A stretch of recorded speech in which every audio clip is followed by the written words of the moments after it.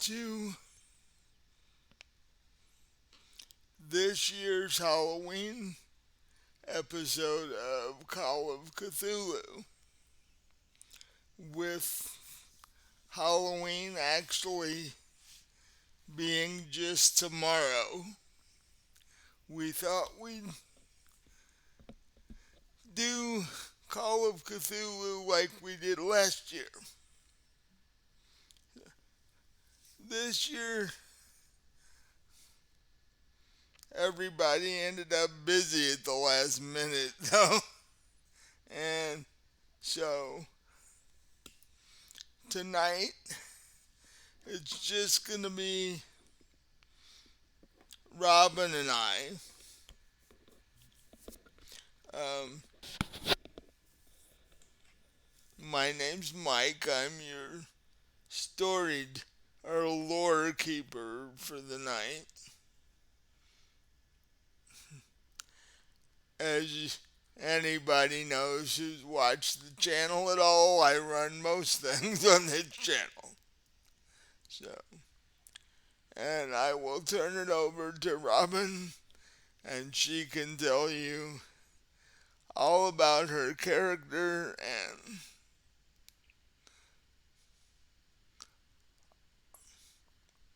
I am Robin. I am playing Josie Glaze. She is a former journalist who now works for the professor at helping him out with his paranormal radio show, doing research and that sort of stuff for him. which, even though it's been a bit, he's still found a way to continue to do his paranormal radio show at Arkham University without having the faculty and uh, president and all those guys shut him down. They keep trying, but he manages to pull it off.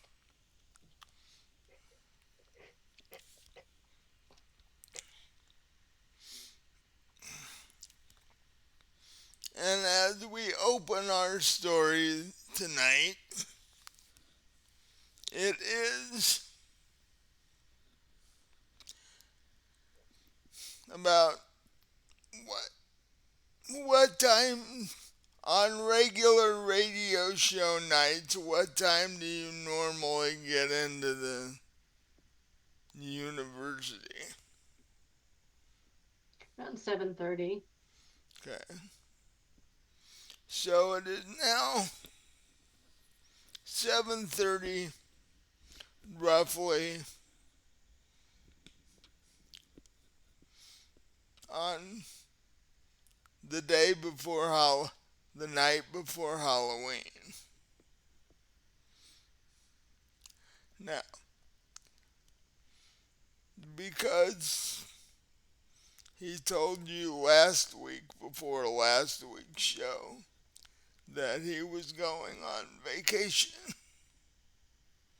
at the rather vehement urging of his wife, and he figured it would be better not to cause a major fuss over it, as he had not been on vacation since the before the first episode of his radio show. So it had been a good number of years since he'd been on vacation. Um, but he did, when he told you this, he did request that you come in the following week because he had some research he wanted you to do. So you come in about your normal time,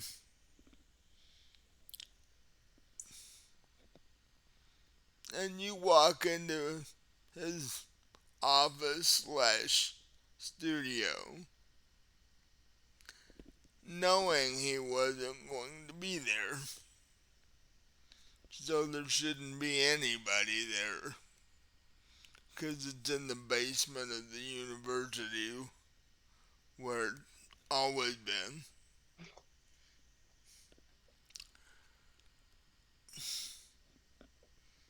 But there is a manila envelope laying on his desk with your name on it and the date of October 26, 1928. So he laid it on his desk because he was headed out the door on his vacation.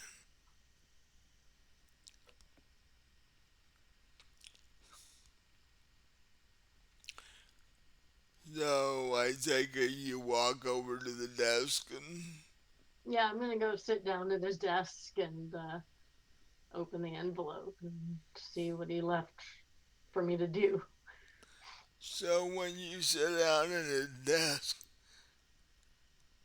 are you gonna start looking through his desk or are you just gonna No, I'm just gonna look in the envelope. so you're not gonna rifle through his desk while you have the chance? No.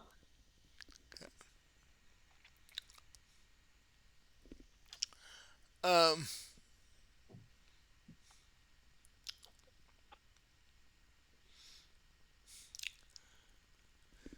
the you open the envelope. Now tell me, does Josie drive it all? No. So if she needs to get around, she just walks. Mhm. Or if she has to go somewhere far, her boyfriend will take her. Uh, oh yeah. Well, But yeah, she walks. you so things are currently still going well between you and your shall we say slightly less than legal boyfriend. Yeah. Okay.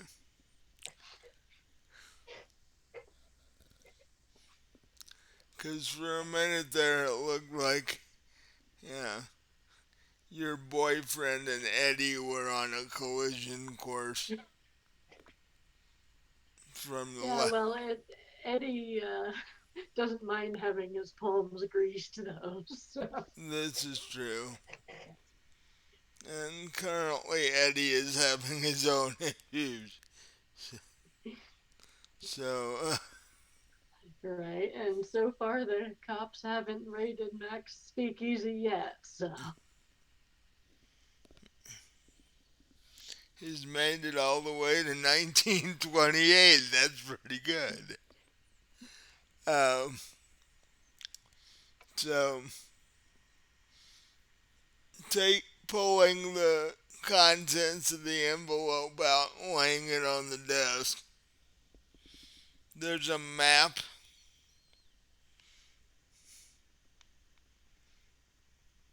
There's an airplane ticket, which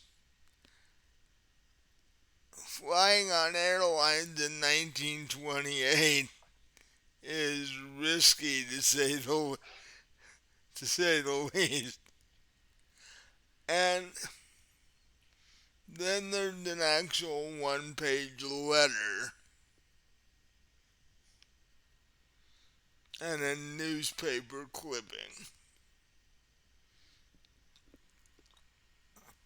The one-page letter is from the professor.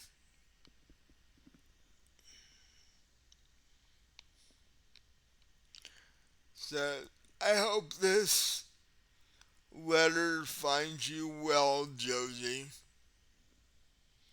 I am off on my vacation for a week.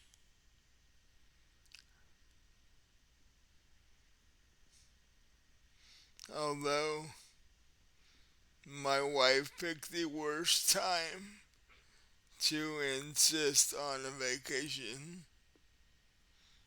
being Halloween and knowing the content of my radio show. Um, Enclosed, you will find an airline ticket to New Orleans and a newspaper clipping. Um, it's all about a supposed string of strange occurrences around the St. Charles Street area on the edge of the Garden District and a shop called Madame Martin's.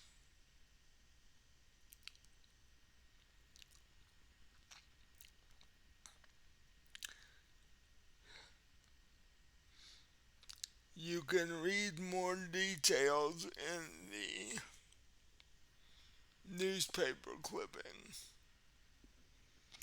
but I would like you to fly to New Orleans and research this and bring back as much information as possible that we can use for the radio show.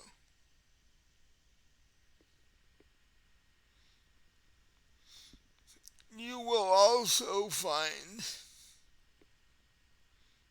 and if you pick up the envelope and shake it, you do find a $20 bill that falls out onto the table. And the note continues. The enclosed $20 should cover expenses. If your expenses exceed that, no, tally them and bring them to me when you get back, and I will reimburse you for whatever the 20 doesn't cover.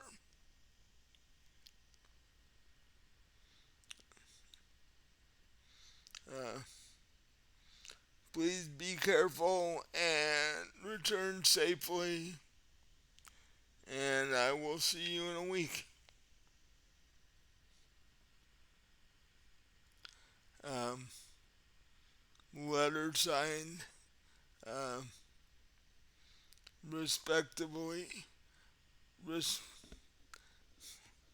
respectfully, Professor Garrison. And you pick up the. Okay. What do you do after you read this letter? Uh, First, I want to check the date on the ticket and see when I need to be leaving. Like, did he purchase a ticket for tomorrow or the Yeah. next day, or it's for tomorrow? Okay. So I'll look at the newspaper clipping.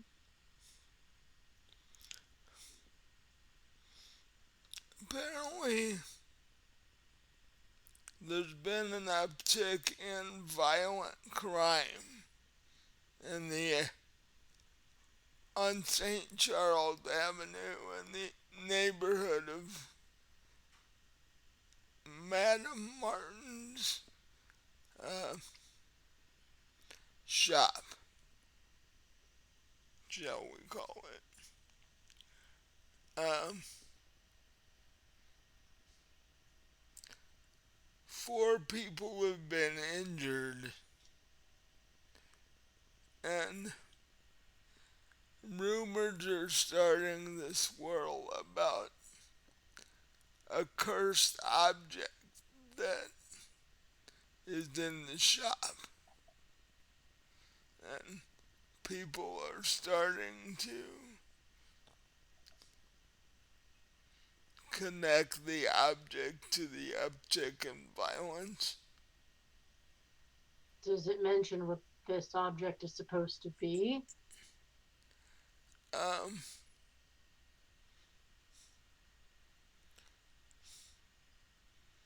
the writer of the article wasn't sure. Something about a casket.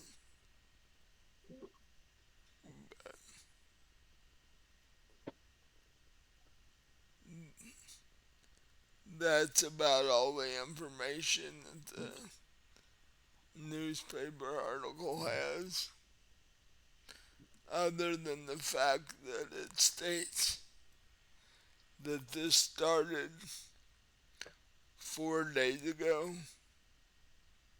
So it's like a person a day has been injured due to whatever's going on there.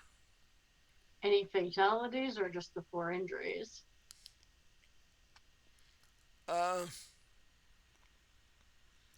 that's part of what is strange. The 4 people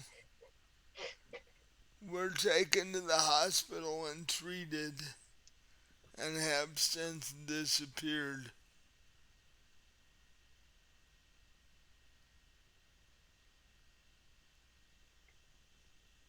Okay, so it sounds like this is more than just normal violent crime then. There's something weird Yeah, going on. I can see why the professor wants me to look into this for his show. I was gonna say this is the very type of rumor that he would be all over.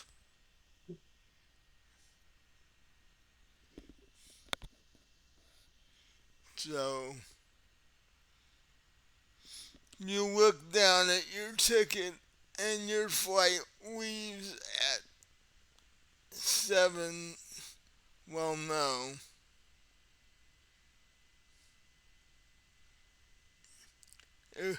Your flight leaves at 8 in the morning. And according to the ticket, you're supposed to get into New Orleans airport by 2 or 3 in the afternoon. So what do you do? Well, I need to head over to Mac's place, let him know have to go to New Orleans for work and ask him to take me to the airport tomorrow morning.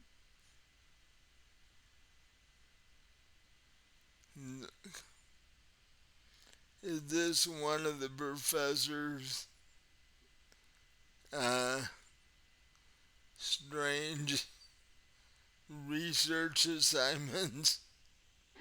Yeah, I took the envelope with me when I left the university, so Yeah. I'll show him the clipping and the professor's letter. He's like, oh boy.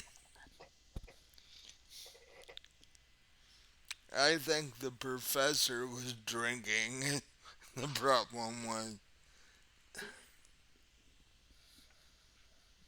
Well, could be. yeah,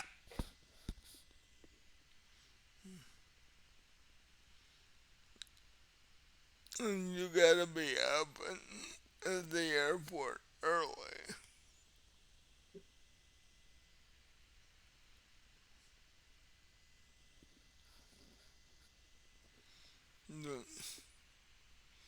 You probably have more fun in New Orleans on Halloween than there will be around here, though. Maybe. I just hope the professor's not sending me into some sort of dangerous situation. Well, yeah, that's true. Been, been through enough of those. Yeah, I don't know what Arkham University has planned for tomorrow. You would think there'd be a parade or something like that.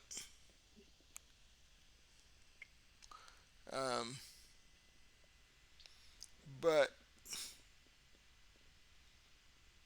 yeah, I will take you home and so you can get started packing. Um, Give me a second. Let me tell my staff that I'm going to be gone for a bit. So, um,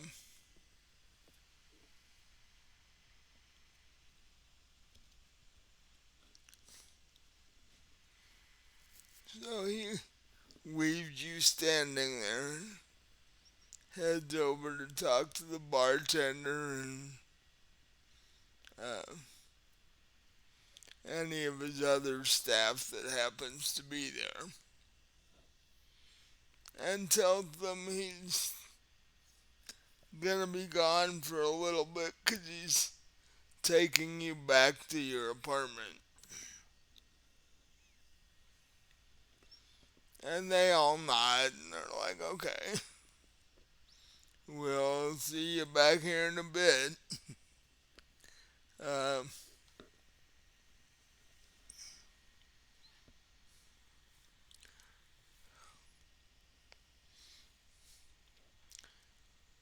so he walks back up to you and says, all right, we're, we're ready to go.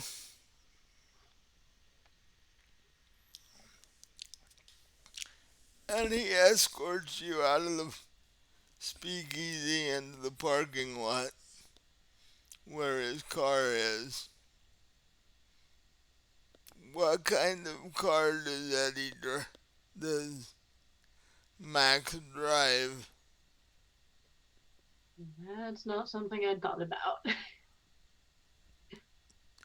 Is it one of those big, chunky black ones, or is it sports car, or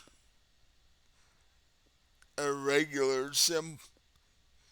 I synth? suppose the regular, like,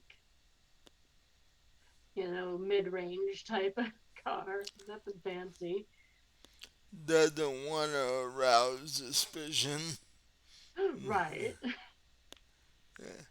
He was driving around in a sports car. The cops would be on his tail more. Right. Like, where'd you get the money for that? Yeah. Okay, well, you climb in the front seat next to him, and Arkham not being that big, it doesn't take long to get to your apartment. Um, he lets you out of the car and walks you up to your apartment door.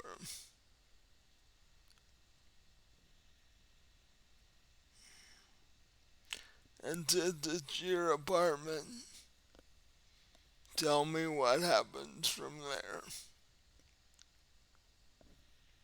Well, I mean, I know he's got to get back to work, Yeah. so I'll tell him I'll see him in the morning. Alright. And he gives you a And I'll tell him not to get arrested while I'm gone. yeah. And you also tell him not to get wasted tonight because you do need him to drive you to the airport in the morning. Right. Um,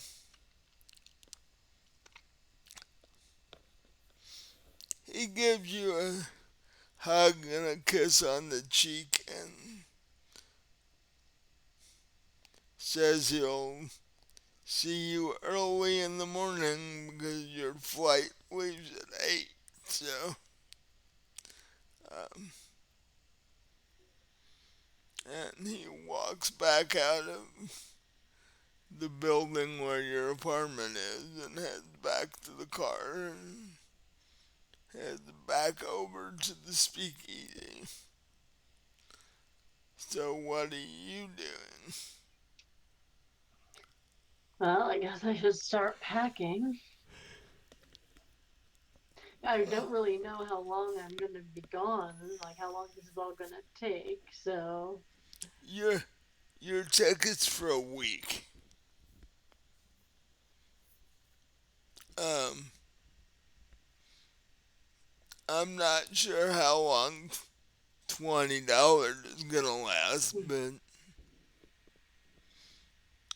does Josie actually have money of her own? some, yeah. Um, so you figure you need to pack a week's worth of clothes. Right. And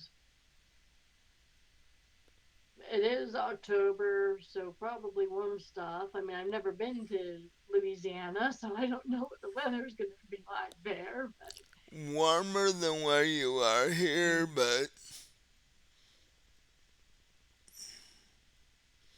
I'd say around Halloween you're talking 50, 60 during the day. oh, okay, so yeah, I'll pack winter clothes. It's nowhere near as cold as Arkham, but it's not summer anymore. Uh, so uh, start packing,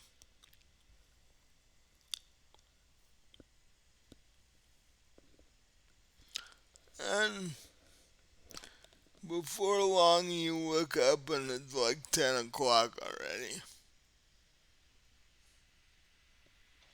And I assume you ate something before you went over to the radio show, or Yeah, yeah, I ate before I headed off to the uh, university.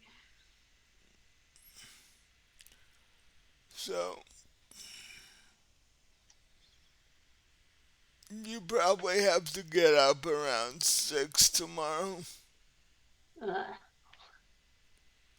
Your flight's at 8. And even though they didn't have TSA agents back then, it does take you a little bit to get on the flight itself. And when the plane takes off, you wonder if it's ever going to land again. Plus, I've never been on a plane before. Born and raised in Arkham, haven't done a lot of traveling, so I'm like nervous anyway. Yeah. And to have your first trip basically be on Halloween doesn't help much. Uh, so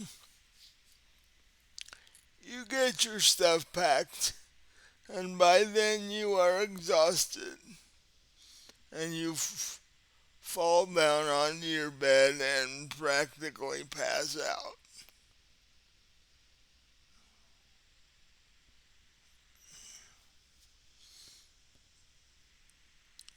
The next morning, you are awakened by a loud knock on the door.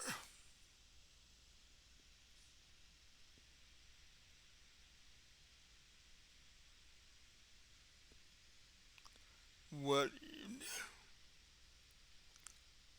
I'll drag myself up and go to the door. It's Ma- is it Max or Mac? Mac. Okay. It's Mac standing in the hallway, Mm.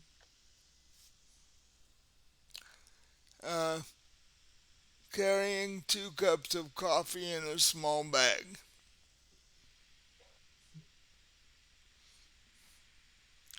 Says, "You know it's 7:30, right?" No, I didn't actually. Is it that late? Yeah. Okay, well, come in and I will get dressed real quick. Says, "I knocked on your door once about an hour ago and nobody answered. So I went to get coffee and a croissant or two and came back and you apparently just got up." Yeah, you just woke me up. Actually, I would have slept right through I would have missed my flight. Thanks. Yeah.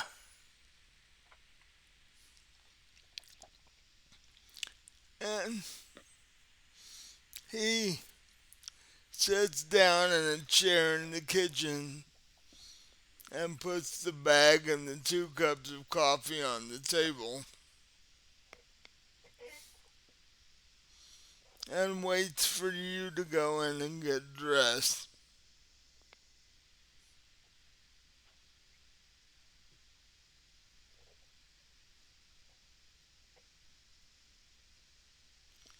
So I'm assuming you do this as quickly as possible, Yeah,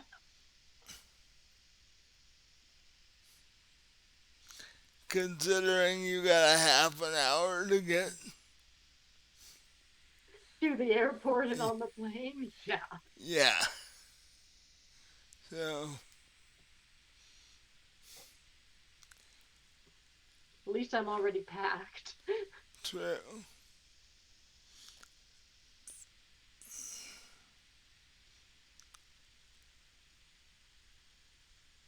So when Josie walks out to the kitchen where Mac is, what does Mac see?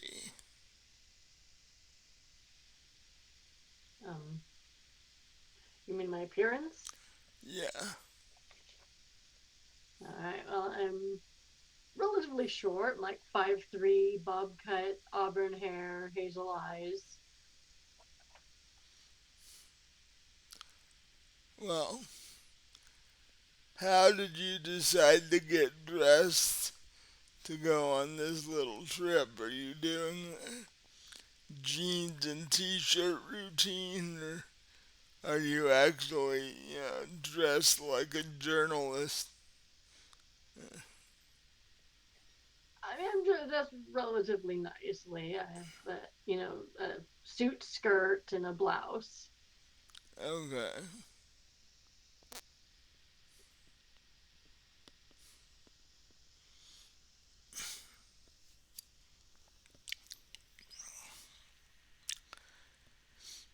You walk out, Max sipping his coffee, eating one of the croissants.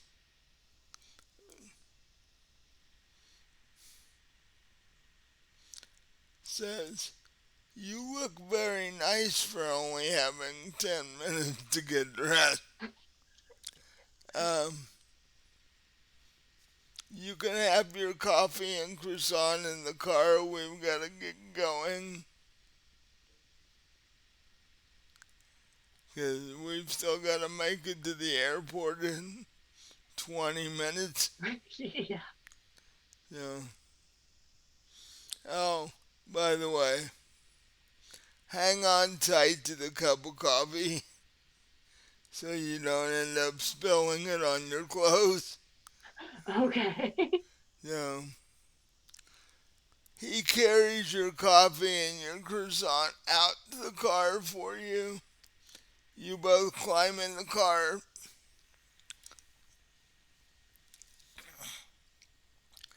You take the stuff out of his hand, and he starts the car. And um,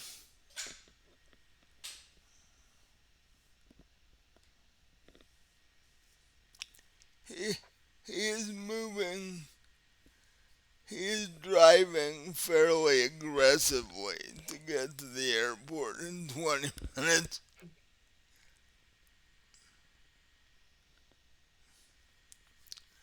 Uh, Give me a dex roll to see if you are able to continue to hold on to your coffee and your croissant. I don't think so. 66 out of 50. Oh, what? 66 out of 50. No. So, yeah, I don't think so. He takes a hard right turn on the street leading up to the airport. And not only do you spill it on you, you spill it on him.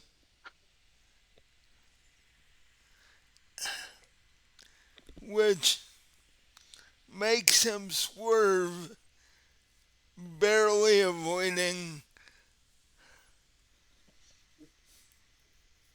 an older gentleman trying to cross the street.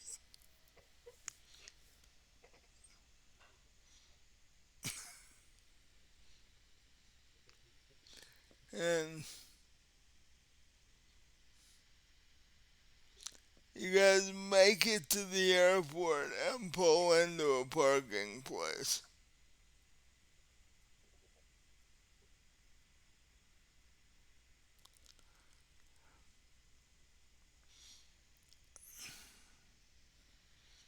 So, by now, you have 10 minutes until your plane leaves. So, you jump out of the car, he jumps out of his side, and helps you grab whatever luggage you brought with you. How many bags are there, being that you needed a week's worth of clothing? 2. Okay.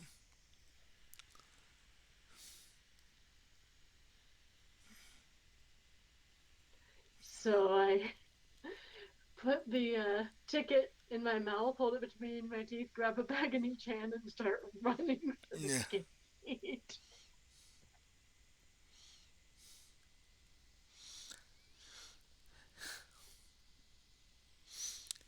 He's running with you and says, you know, send me a telegram or whatever when you get to New Orleans to let me know that you made it. I don't trust these newfangled airplanes for anything. That's what I wanted to hear, having never been on one before. Well, he's basically saying that because they're new. In 1929, airline travel is a very new concept. They they're not sure how well the planes are going to actually hold together, and they're also the whole air traffic control thing is new too. So Oh, God.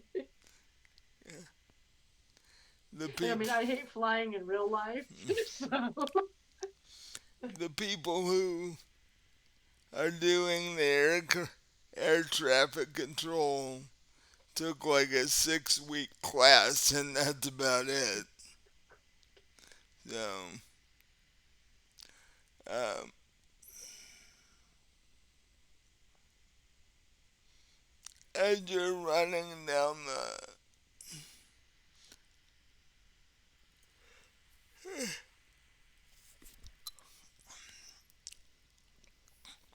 as you're running down the airport headed for the gate where you board, there's an elderly man standing there in a blue uniform. He stops you and says, um, I'm here to take your ticket so you can get on the plane. You better hurry, there's only about 5 minutes left before takeoff. So he takes your ticket and you basically bolt past him.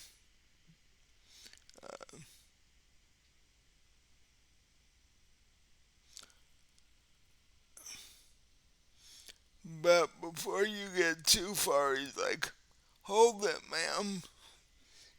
We have to take your luggage here. You can't actually take it on the plane.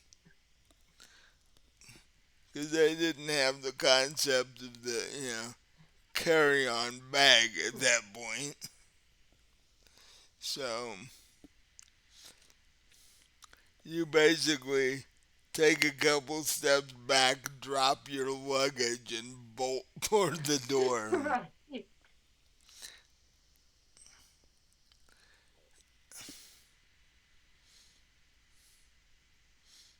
And you do have one small piece of your ticket left, which tells you what seat number you're trying to get to.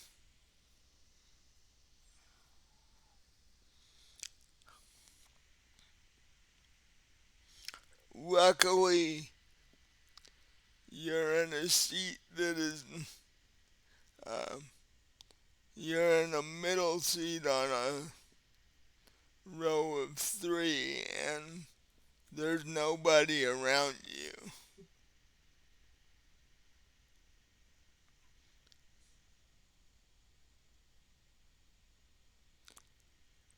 After about 5 or 6 minutes, um, you feel the plane start to move as it starts jockeying for its takeoff down the runway.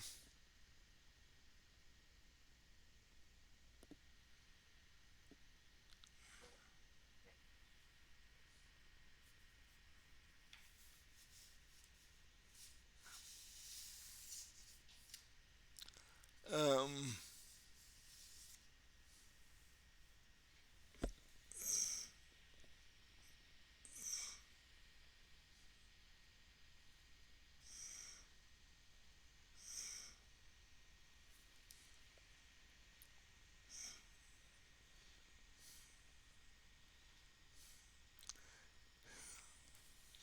you feel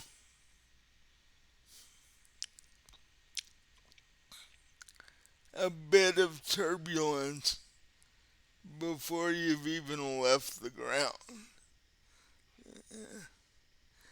The runways back in 1929 weren't the smoothest thing in the world.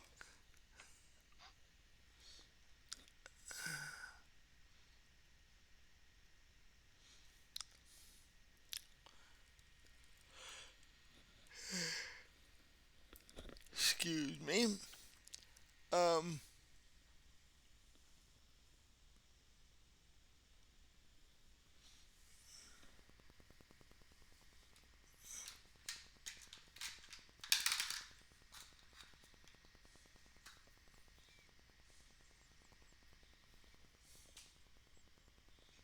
hmm,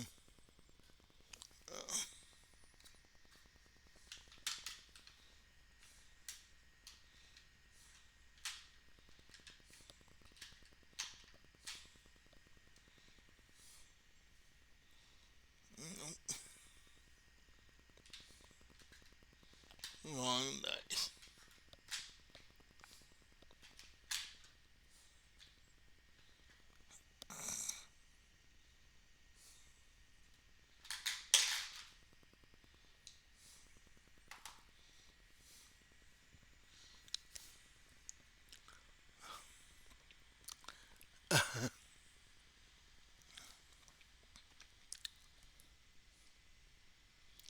After the small bumpy section of the runway, the plane begins climbing into the air, and you actually get off the ground fairly smoothly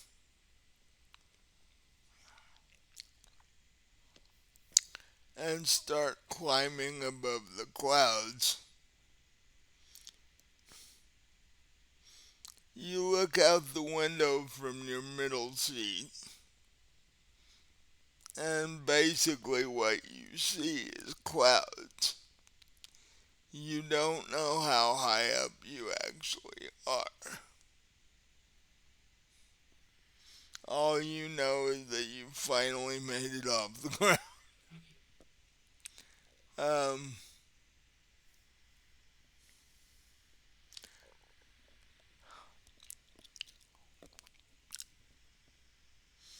um, but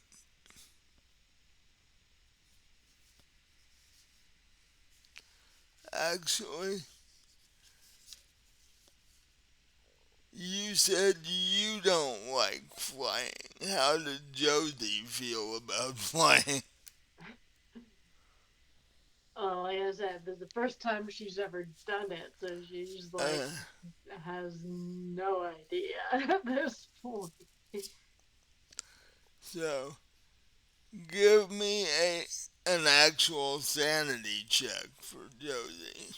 Okay. See how she's taking this.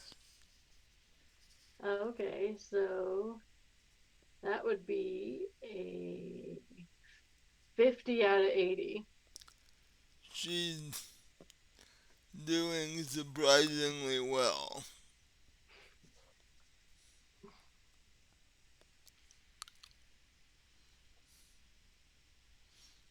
And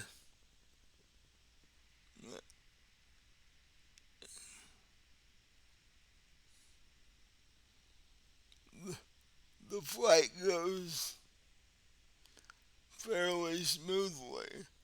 There's not a lot of turbulence. Um, you lucked out not having anybody around you.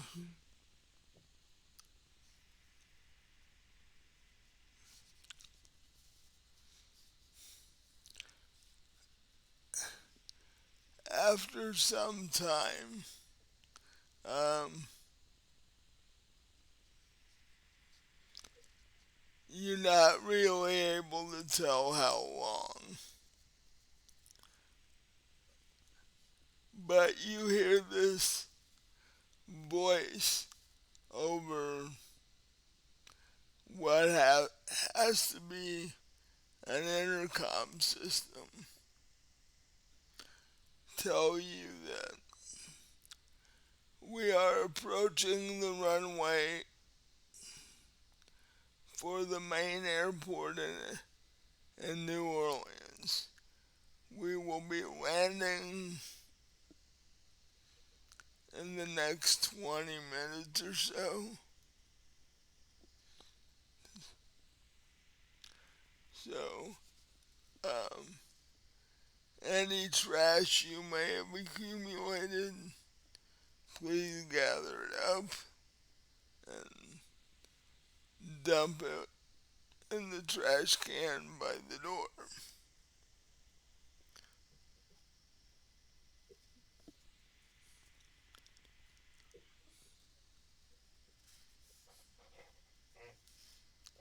And within about 10-15 minutes, you hear and feel the plane touched down. Contrary to popular belief, it's not the smoothest thing in the world, even today. Oh, I know.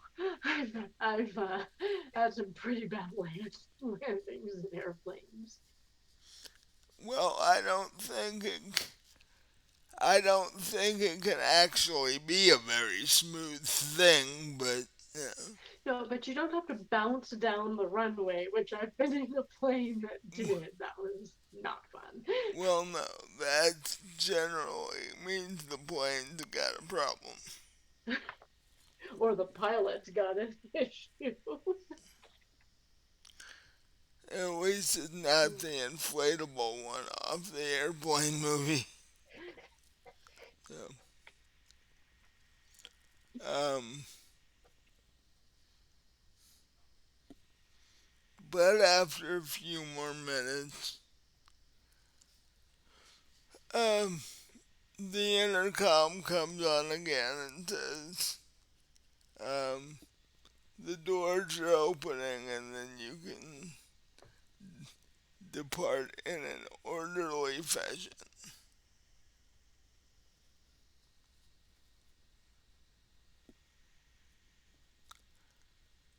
Because in 1929, I'm not horribly sure they had stewardesses,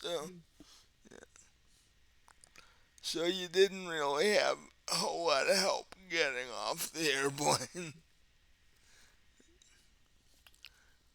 But you you managed to get off the airplane and follow the signs in the New Orleans airport to the baggage claim, where you pick up your 2 bags and head out of the airport. So, now that you're in New Orleans, how are you planning to get around?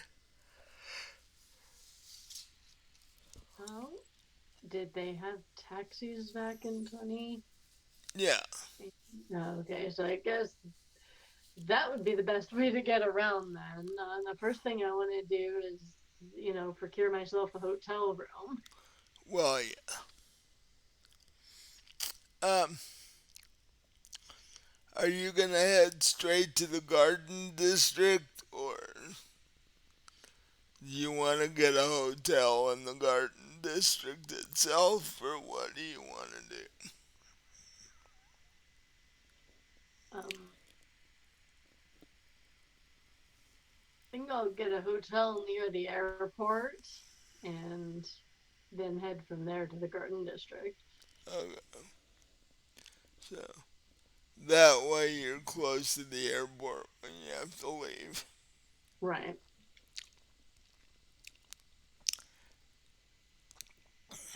If things go well and you're able to leave. Right. uh, Remember the ever-present curse of the crappy dice roll. So, um, Right, and to those of you watching, if you've watched any of our other videos, you know that I don't roll well in general. So, and it doesn't really matter which game we're playing either. no. So,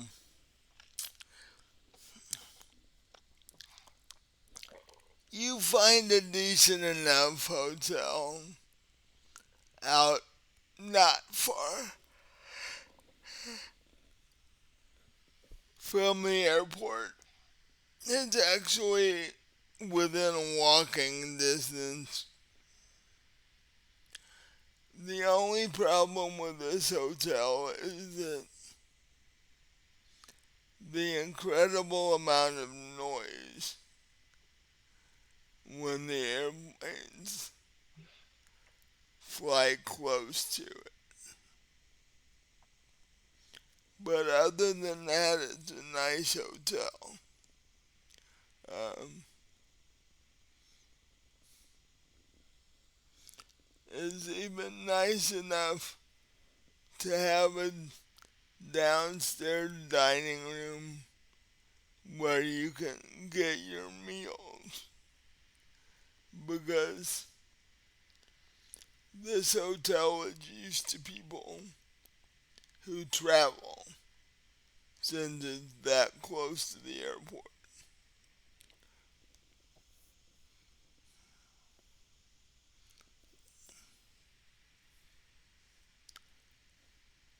So you get there,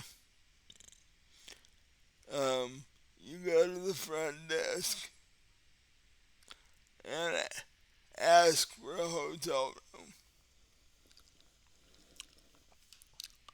and the girl behind the counter looks like she's about 17. Maybe a little older. These are the type of almost college student age kids that you're used to seeing running around Arkham all the time. And she said, that'll be room 204.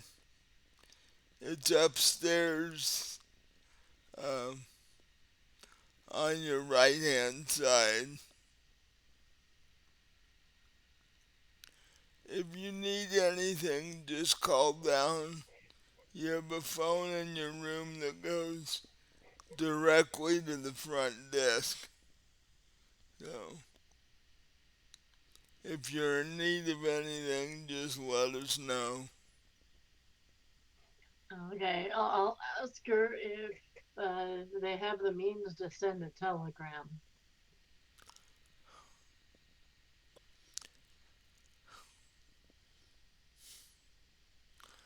Actually, I think we do.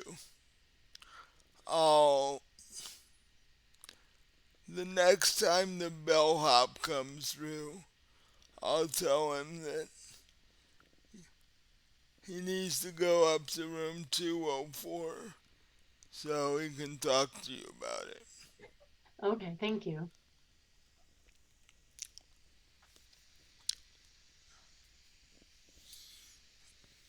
And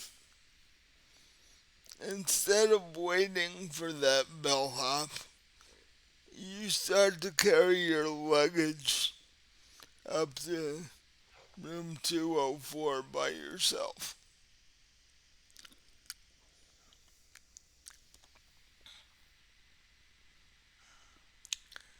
And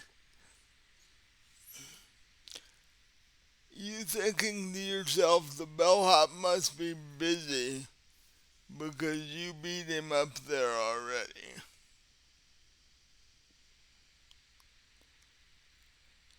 And you put your 2 suitcases on the bed as you um, take the key and open the door.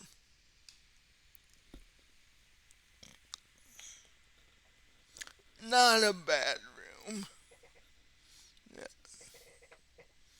It's not the Ritz or anything, but not a bad room for a hotel out by an airport. This is New Orleans, after all.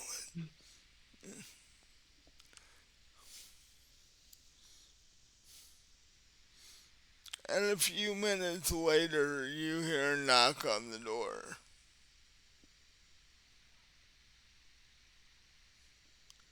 What, what do you do? I'll go open the door. It's the bellhop. He's like, hello, ma'am. What can I do for you? Um, I was told you might be able to send a telegram for me. Well, the hotel itself doesn't have the capability to do that, but there is a telegraph office about 2 blocks over Oh, okay. that we get a lot of business people, so we do a fair amount of telegrams. Um, would you like to do it, or would you like me to run over and do it for you? Well, if you can just give me the address of the place, I can go do it. That's fine. And he'll take out a little pad that he has in his shirt pocket and the pen, and he writes down the address for the telegraph office. He says it's also a place, depending on how long you're going to be here, it's also a place where you can set up for mail delivery.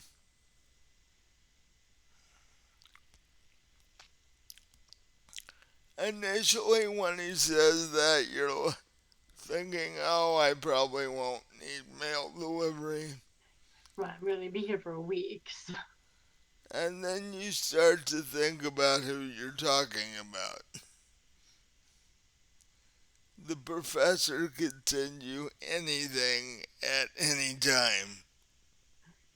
So it is your decision as to what you want to do with that.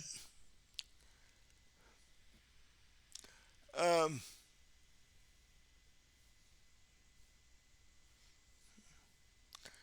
the bellhop is standing there, but since he didn't actually do anything, he didn't help move your bags. He pretty much didn't do anything for you, ex- except give you that phone number. So what do you do? Well, I guess I'll head down to the telegraph office. 2 blocks is within walking distance. Yeah. So you completely ignore the expectant bellhop who's Yeah. standing there waiting for a tip that's not gonna show up. Dude, those bags were heavy. I mean, Yeah, you're thinking to yourself, and where were you when I needed this? Um,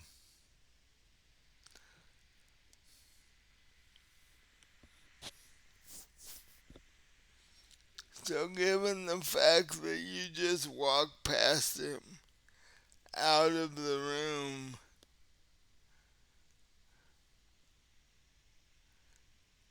and he seems to be following you,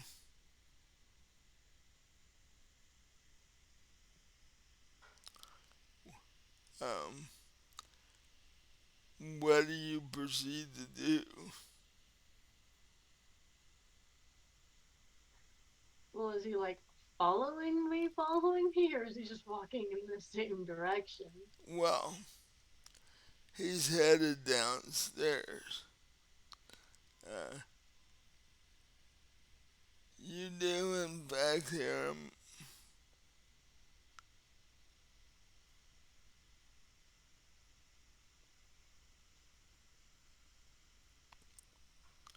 So, do you just leave him behind, or Yeah. okay?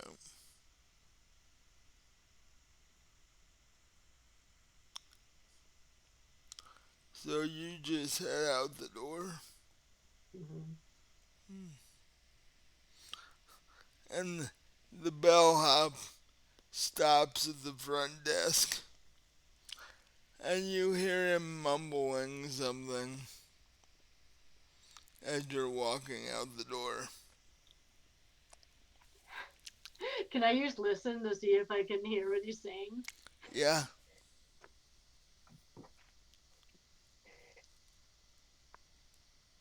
38 out of 40. You succeed in hearing what he said. He said, these new people,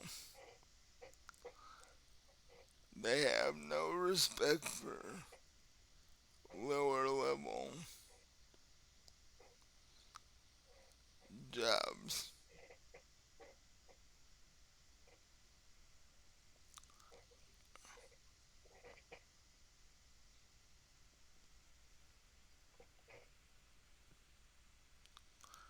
So you walk out the door after, after hearing him grumble to the front desk lady about not getting a tip. He said something about how hard he works and nobody ever tips him. In reality, he's a lot like what you saw in your room. He, he only does the minimum of what he needs to do. And yet he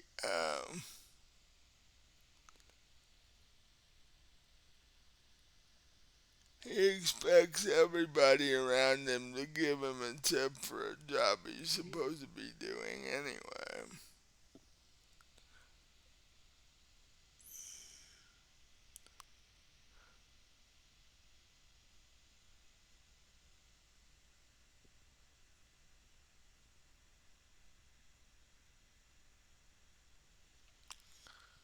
So you walk the 2 blocks to the telegraph office and you step through the door. There are a couple of men in the office, male customers. The guy behind the counter is transcribing their telegram. And then he looks up when he's done and sees you standing there and says, sort of under his breath, but loud enough that you can hear, "Where did she come from?"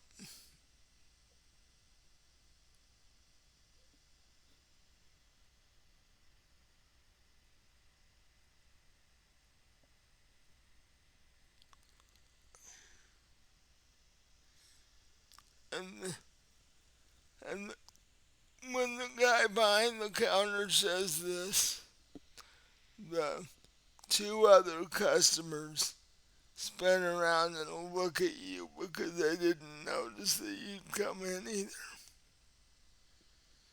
And being that you're a woman, they're really surprised. They're like,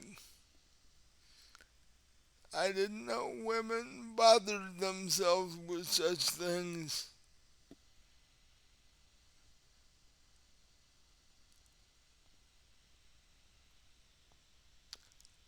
The guy behind the counter sort of waved his hand and says, how can I help you today? I was hoping you could send a telegram to someone for me. My boyfriend wanted me to let him know that I got in all right.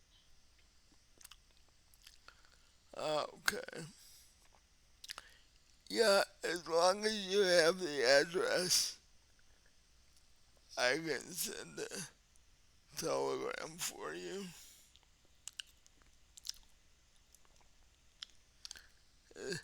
Is this just a general, I got here safely sort of thing? Or? Yes. So he'll limber, she'll limber up her fingers a bit.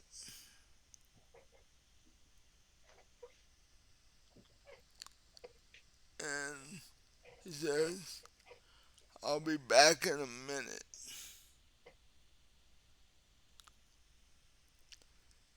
Then you start to hear what sounds like typing.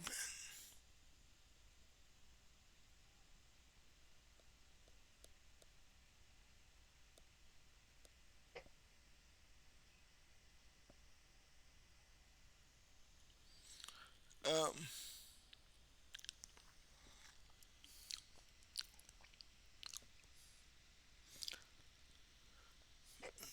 the guy behind the counter goes, "That'll be,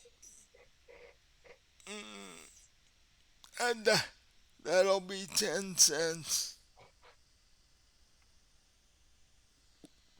Yeah, so I'll give him a dime. He puts it in his apron that he's wearing. "I'll be right back."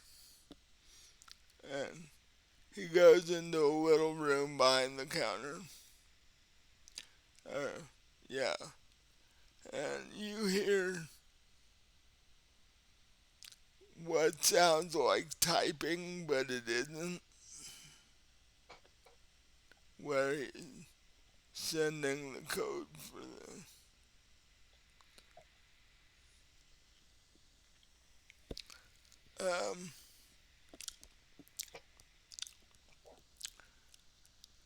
And after a couple minutes, it stops and he comes back out. He says, "Well, I sent exactly what you told me to send." He, Okay, thank you. Not a problem. He should have it soon.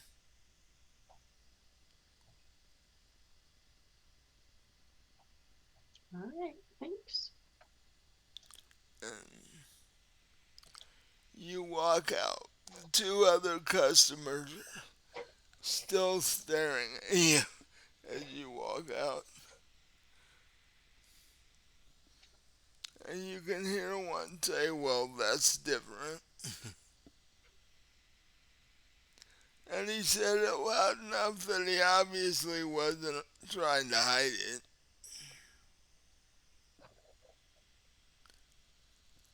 And you head back to your room.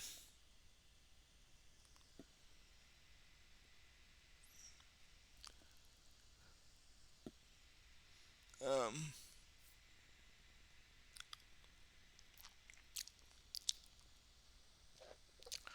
by this time, it's probably approaching evening and dinner.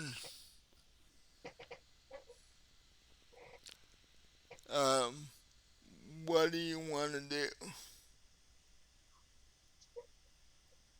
Well, I should probably go down and eat since, like, literally all I've had today was a croissant. Yeah, you had breakfast on the way to the airport, but that's all you've had today. Right, and maybe I should change my shirt because I just kind of realized that, oh shit, I still have coffee stains on my blouse. Yeah, that would be good. Which could be why part of the reason they were staring at me back there. Yeah, that could be. Well, first off, you were a woman sending a telegram, and then there's this large coffee stain on your shirt, and they're like, "Okay."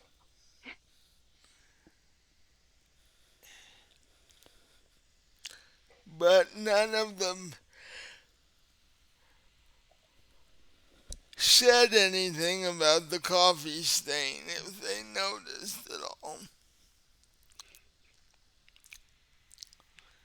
They stared at you because you're a woman, but they were polite enough not to say anything about the coffee.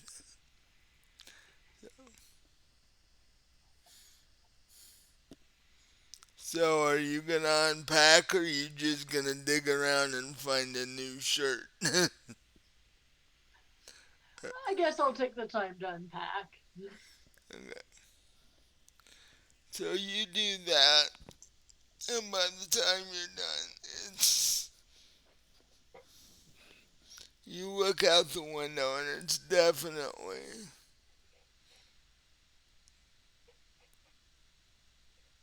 approaching sunset.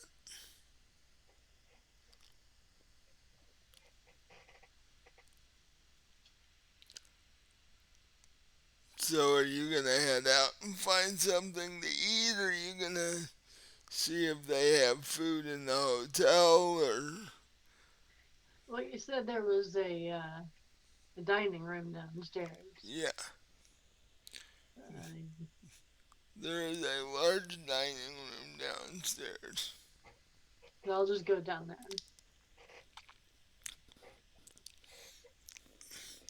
So you go downstairs and there's about 15, 20 people standing around the dining room.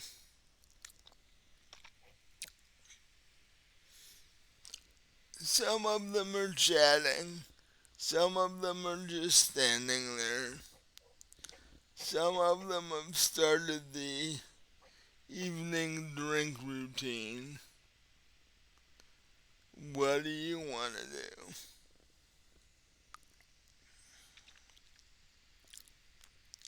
Um, um, I guess I'll go.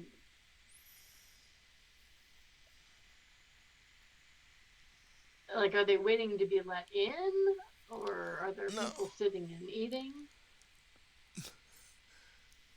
dinner has not been served yet, Oh, okay. but they are like standing around, milling around the dining room table, just sort of casually chatting, waiting for dinner to be served.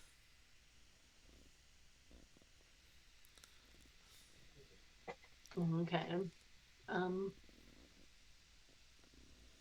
is there a bar or something? Uh, there's a small one over in the corner. There's what looks to be almost a middle-aged lady standing behind it.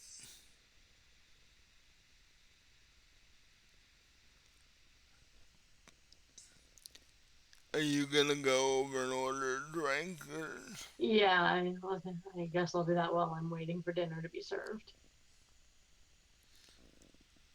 so you walk over and she says, um, "Hello, I'm Millie. What can I get you to drink tonight?"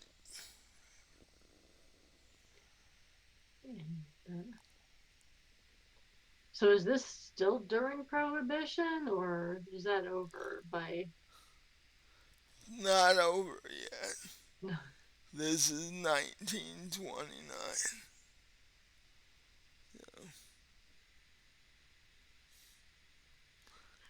Are you are you think I'll ask her, what do you have? Wink, wink, nudge, nudge. Know what I mean? Know what I mean? yeah, well, she's like, well, to be honest, here's what you're looking at. We have a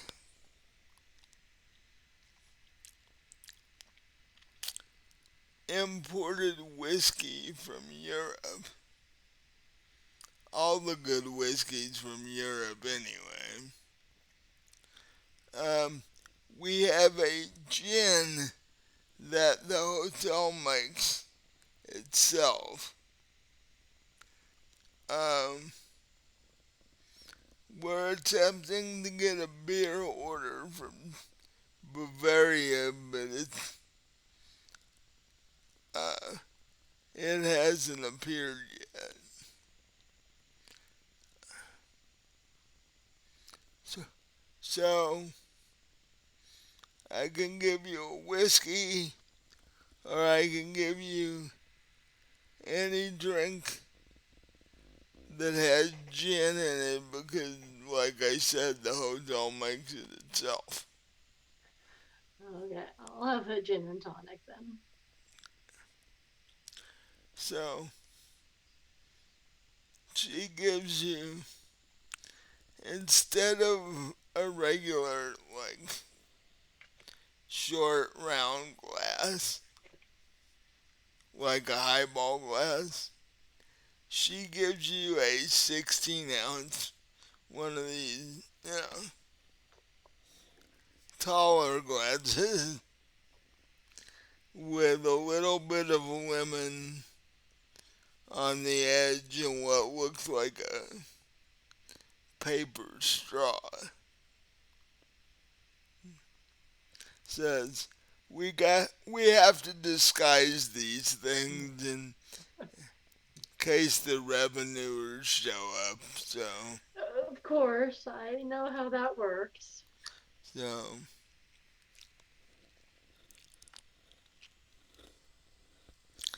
and you take a sip. It's not bad. It has a bit of an aftertaste to it. So you wonder just exactly what they made this from. But, It's better than the shit Max sells. well, of course, the stuff your boyfriend sells will kill you if you drink enough of it. Literally. Um, 'Cause back in Prohibition, people died from drinking shit like that. So, um, died more often trying to drink what they made themselves, but that's another story. So, in short, prohibition didn't really work. Nowhere close. All it did was make several mafia families a lot richer than they were. So,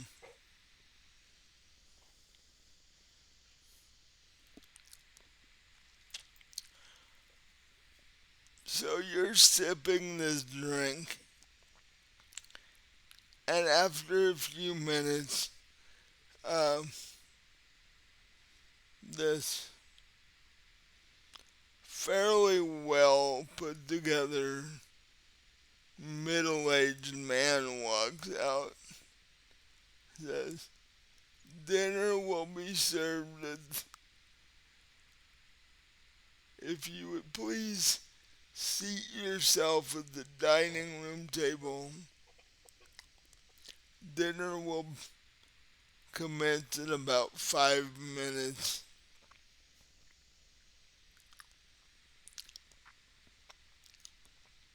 I'll find a seat. No. And it's fairly easy to do. There's plenty of seats for everybody there.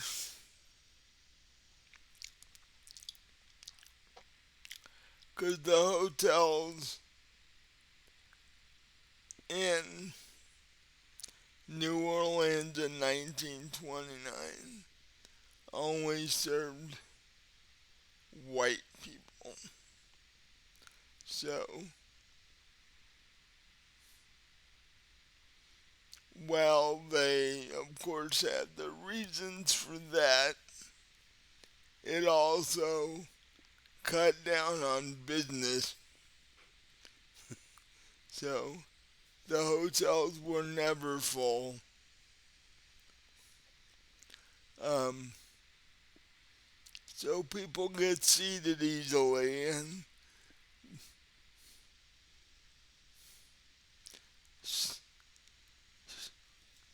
several people in chef's outfits, chef's whites, start bringing out large trays of food. Um, they're, yeah, any number of cheeses and bread, and there's a tray with 3 or 4 whole chickens on it. You know, there's a tray with your standard pot roast, I guess you would call it. You know, large chunk of beef with, potatoes and carrots and all that arranged around it. None of it, however, has been cut up yet. Um, and there's various smaller bowls and trays of vegetables and side dishes and that sort of thing.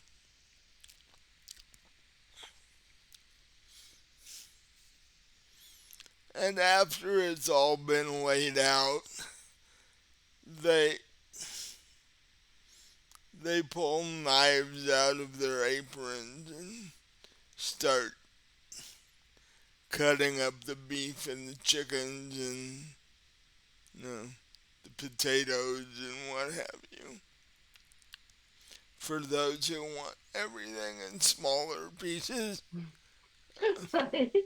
I just take a whole chicken, put it on your plate, like, this is mine. Everyone else Right. back off. No. Probably get kicked out for doing something like that. Well, yeah, considering they have to feed 20 people. Yeah.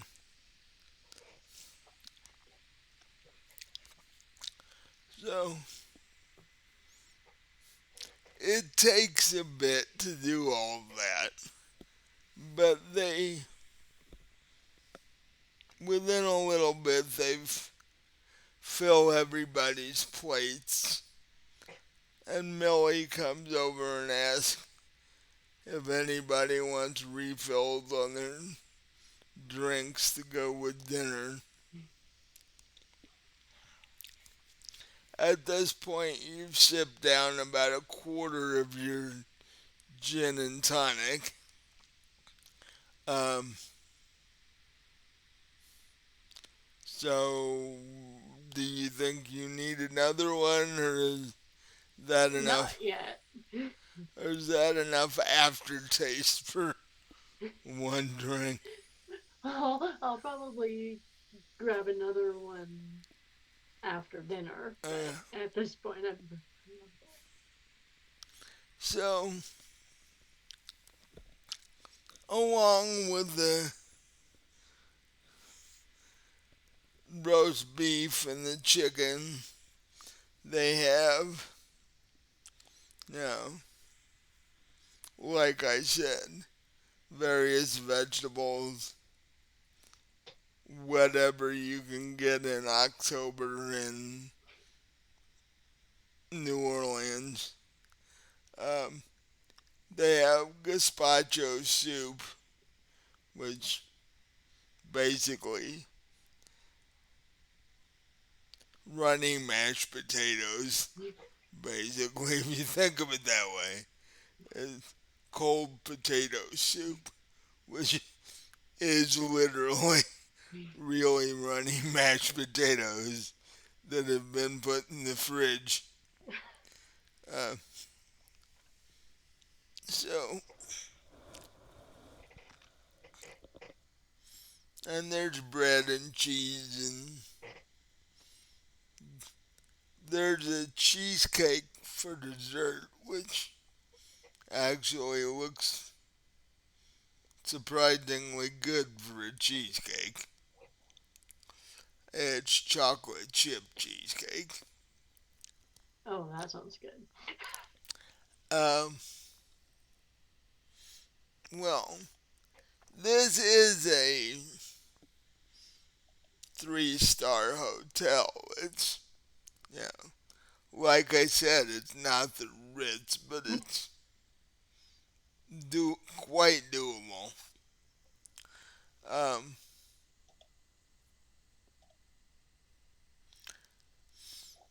by the time you know, not long. Everybody's eating and everything seems to be going pretty well. Are you going to talk to any of the other people about this so-called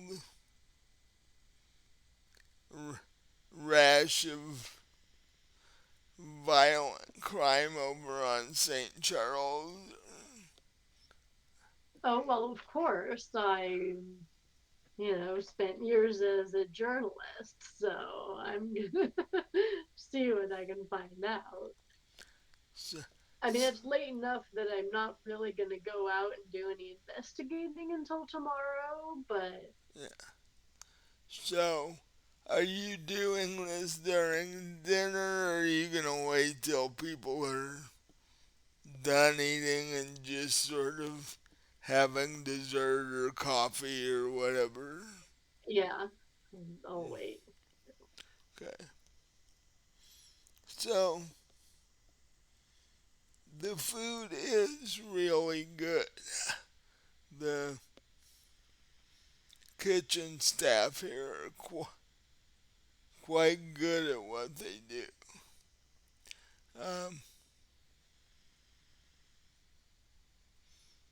and the chocolate chip cheesecake, the first one goes quickly enough that they have to bring out a second one. Um, and once again, Millie walks over asking if anybody needs a drink or if somebody would like coffee to go with dessert or that sort of thing. And so I'll ask for another gin and tonic.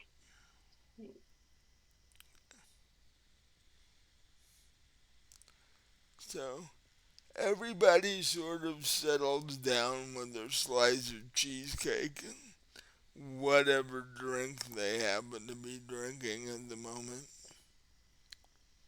So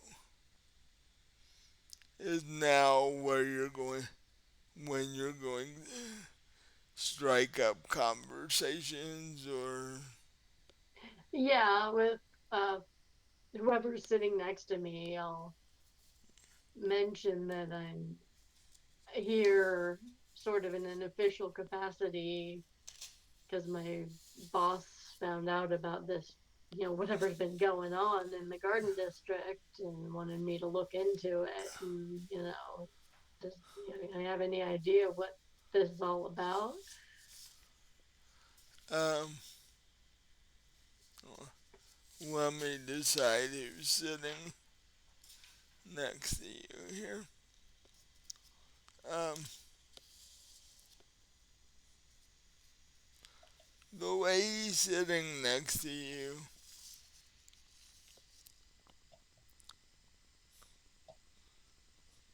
she introduces herself as Keiko. She has black hair, wavy black hair that goes to about the bottom of her jawline, and she looks slightly Asian, and she has big round glasses, bigger than mine, and um,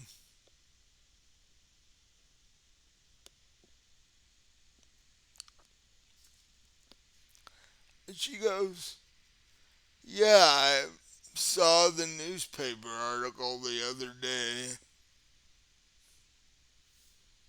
Really strange what happened over there. From what I've been hearing, uh, people just all, this group of people just all of a sudden started fighting with each other over on St. Charles over there. And then by the time the cops got there, they all disappeared. How big of a group of people? Was it just the four that they reported having been injured, or? Um, well, that's what the cops are saying anyway. You know how rumors are in any big city like this, Yeah. especially New Orleans on Halloween or close to Halloween. So they just started fighting for no reason? That's what the article said. They all supposedly walked out of Madame Martin's shop and started fighting in the parking lot. Mm-hmm. And that's all that's all the article said anyway. Well, I guess I'm gonna have to go check out the shop tomorrow and talk to the owner. I'd be careful if I were you.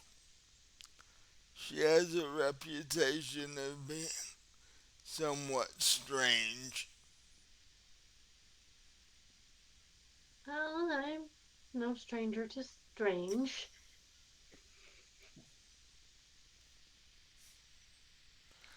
As you're saying that, a flash of the professor's face goes through your head.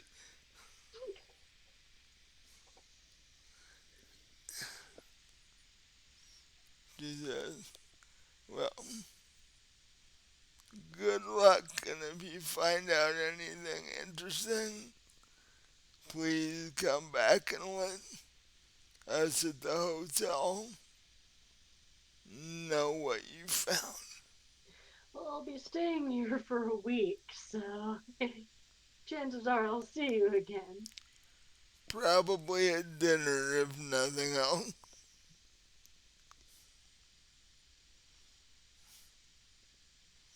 And you talk to various people for the rest of the evening, and you hear a similar story from all of them. They've all basically what they know is they've all read the newspaper article, and and that's what they're going from. But the one thing they all mention is how odd this owner of this shop is.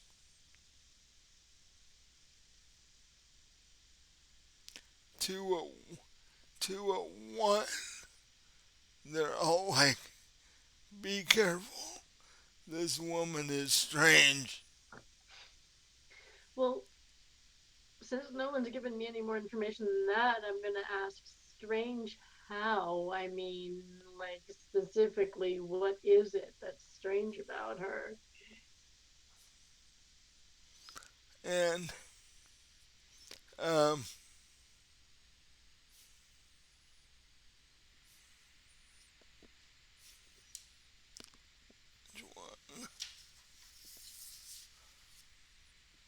um, a man walks over to you that hears you ask the question,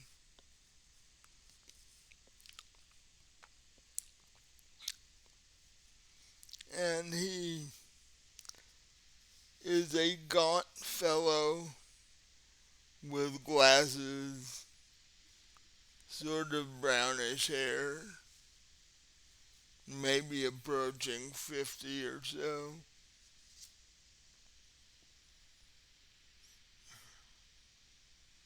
You ask what makes Madame Martin strange? Obviously, you've never been in the shop. Never been to New Orleans before. Well, her shop, she does card readings and palm readings, and you can find gadgets there and quote potions, and if you believe in those sorts of things. The but the even odder thing is, since the shop has opened 9 years ago, she's had 9 cats In the shop? in the shop. Like a cat a year and 9 all at once? Or what are we talking here? A cat a year. Cats typically live more than 1 year. That's the only thing that sounds strange to me. Is she keeping them for a year and then killing them, or what? They wander around the shop for a year, and then she'll have a new one. But the old one is stuffed and mounted on the wall in the corner. Yeah, that's weird. Like I said, cats live for more than a year naturally, so she's a cat killer. Or something. If you're just gonna kill them and stuff them, why even have them as a pet? I don't. So she's got taxidermy cats all over her shop? She's got at least 9 of them. Okay, yeah, she's. I understand why you guys think she's a little weird. She doesn't have taxidermy customers in her shop, does she? Uh, I haven't seen one, but then again, I've only been in the shop once. I am a Because that would be reason for caution. I am a professor at Tulane University here in New Orleans. I don't have time to wander around in strange shops down on St. Charles. No, so you said she does, card readings and palm readings and stuff. So do you think she's a charlatan? Do you think she's taking people for their money, or what? Do you think she's legit? None of that stuff is legit. I kind of leaned toward him. I'm like, I don't know. I've seen some stuff. She's just preying on gullible people with her strange personality.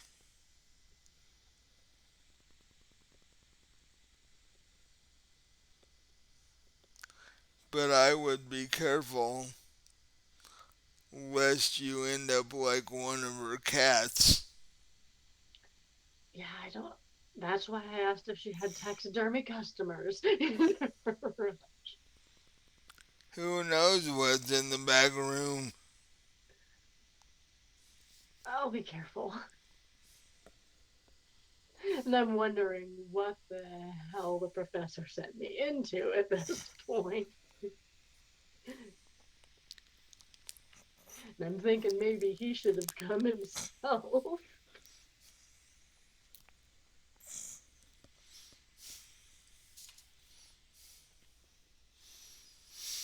Oh, by the way, there's going to be dinner tomorrow evening is going to be a bit different, being Halloween and such. Different in what way? Are they serving us human bodies or what? Well, one would hope not. Um, they're going to decorate the dining room and rumors of blood and such like that. You know, getting into the Halloween spirit per se. Yeah, nothing wrong with that. No, unless you're one of Madame Martin's cats, and Well, yeah. then it's not so fun for Halloween to pop up. I laugh and I say, it can't be any worse than the last Christmas party I went to. Hmm. Well then, you may have to tell me the story of that tomorrow evening. Don't know if you'd believe it, but like I Oh, said, I've seen some stuff.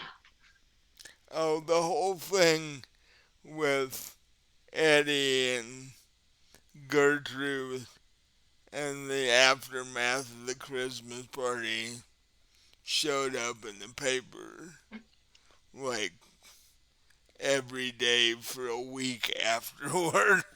So you actually have documentation. You have copies of the newspapers. The oddest thing is about that is that once Eddie started going to the priest character for treatment afterwards, eventually the priest character just up and disappeared. Nobody's seen him for a year now. And the woman that used to hang around the parish and cook for him and such is just horribly distraught. She has no idea where this man went. She's almost in a state of shock. It's like, because the professor's been following this, because Eddie's not getting any better, and now the priest is gone, and yeah, so that may yet show up on a future episode of his radio. You know, it's about time for another update. um,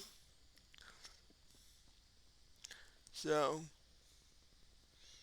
as the evening winds down, people either keep having their coffee or their whatever drink. And oddly enough, as the evening wears on, the drinks get better, or at least they seem to get better.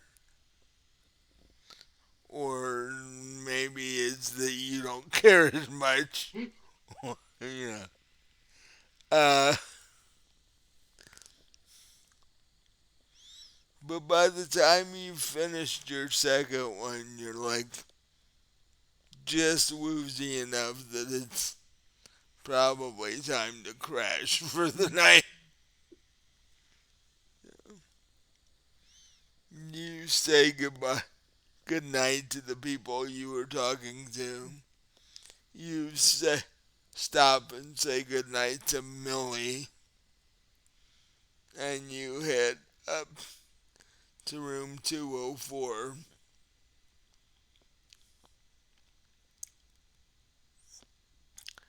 And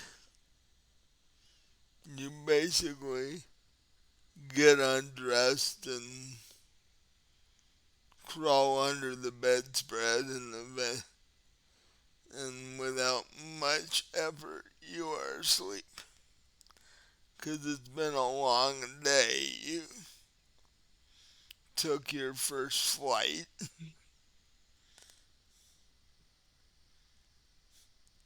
You had some qu- slightly questionable alcoholic products. Though,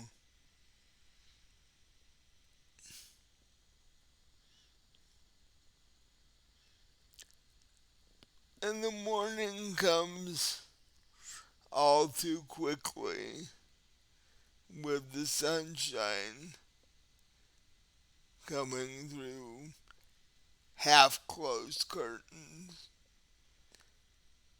But what really wakes you up is the knock on the door. It's the bellhop telling you that breakfast will be served in a half an hour if you would like to be downstairs. Okay, thank you. And and this time he just turns to leave, not expecting a tip because you didn't give him one last time. So you have a half an hour to jump in the shower and get dressed and head down to breakfast. I'll do that. Can you do that in a half an hour? Yeah. Um, so you walk down to the main dining room. Millie is at her station. Apparently, she's like in charge of the alcoholic content in this hotel. And breakfast has already been laid out on plates. You have standard bacon and eggs, hash browns. There's a round plate of breakfast quiche, and there's a large tray of omelets if anybody wants an omelet. Um, you know, standard breakfasty sort of things. There's things that you would identify as cinnamon rolls. Um, Although those are fairly new in 1929 America anyway. Um, and Millie comes over to the table and asks if anybody would like a Bloody Mary with their breakfast. Uh, I'll have coffee if there's such a thing around. Yeah, um, she calls into the kitchen and one of the cook staff comes out. You tell them you want coffee, and they're like, okay, I'll be right back.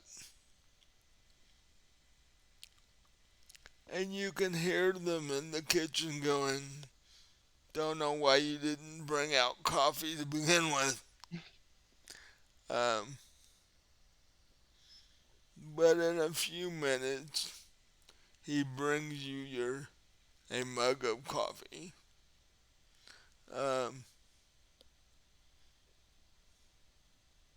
he's like, do you want that black or how?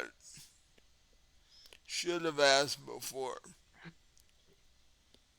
Uh, Black with sugar. Yeah.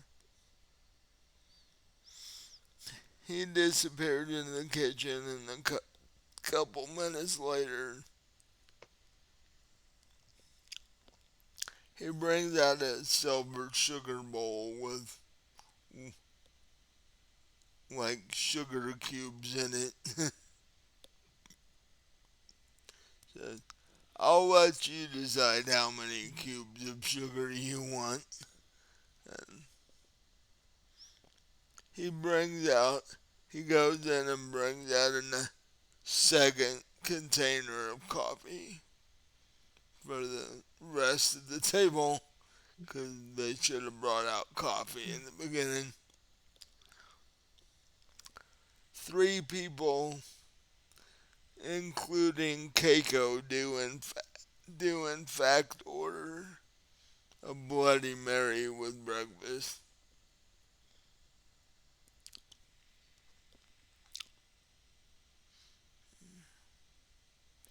You, you see Professor Avery across the table, and he politely nods.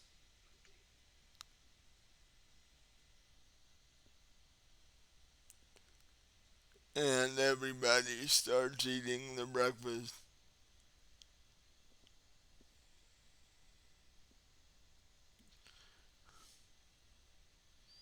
And, you know, there's polite small talk during breakfast, but nothing enters them. Except Professor Avery said he's taking a flight back to uh, Arkham today because he works in the language department and they've called him back to the university. So he will be leaving after breakfast. So what do you do? Well, after breakfast, I guess I'll uh, head to this lady's shop. So the hotel's out by the airport. Are you gonna grab a cab and Yeah. down? Okay. You have Millie call you a cab, and within 10 or 15 minutes, a man in a uniform with a hat, yeah, looks more like a train attendant, but he says he's a cab driver. So,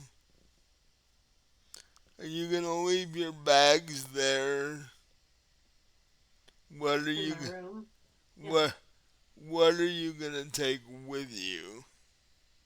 Just my purse.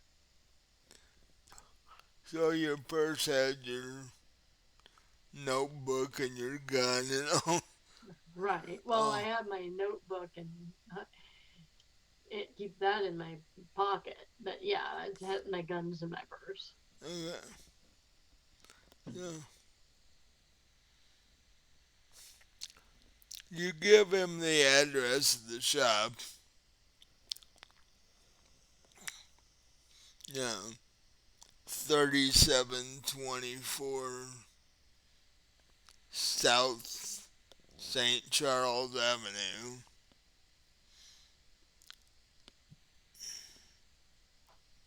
He says, "Oh, you're going down into the area where that strange incident happened." Yeah, that's what I'm here for, to investigate that. Yeah, that's definitely been the talk of the neighborhood.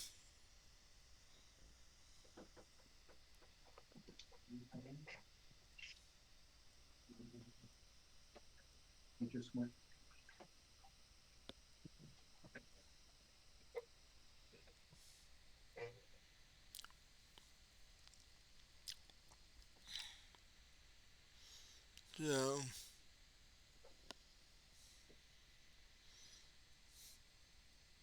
and oddly enough, that's all he says for the rest of the trip. And he pulls into the alley behind the shop.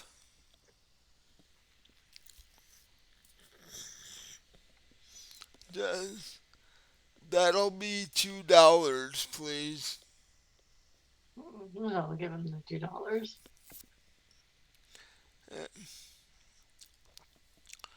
Uh, Actually, I'll give him 4. I'll give him $2 for a tip. he's very happy to see that. He says, "If you need me on the return trip, just flag me down. I generally uh, work this area." Okay.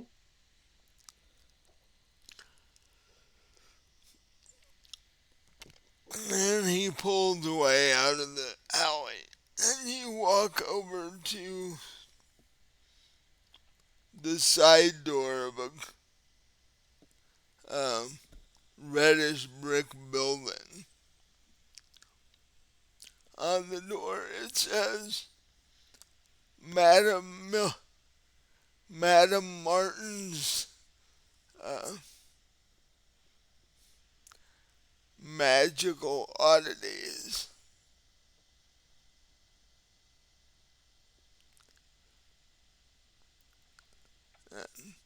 It's a wooden door with cast iron hinges. So do you attempt to go in? Yeah. Um, give me a strength check to see if you can pull the door open. I think the door is like super glued shut because I got um 69 out of 40. Your Oh, first, wait a minute. No, I didn't. That was a 99 out of 40. I was looking at it wrong. That was oh, 99 out of 40. you botched your strength check. Yeah. You're sitting there, standing there, pulling on the door handle of this door, and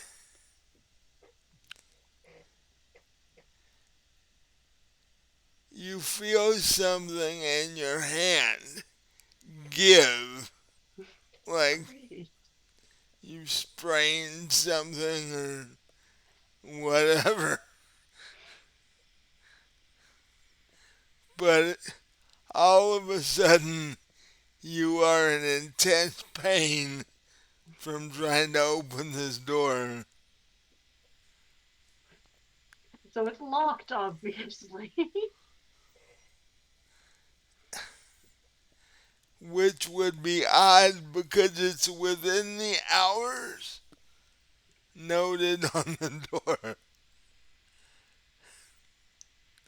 It should be, this place should be open for business. What do you do? I guess I'll knock on the door. With the other hand, I assume. Yes. With the other hand. Give me another strength check. Well, that's a 48 out of 40. And it was. 48 out of 40. You knock on the door, nothing happens. You're beginning to wonder if any of this is actually true. Okay, so I'm gonna look around and see if there's anyone like walking by on the street or something that I can ask if they know what's going on with this place because it should be open and I'm unable to get in. So,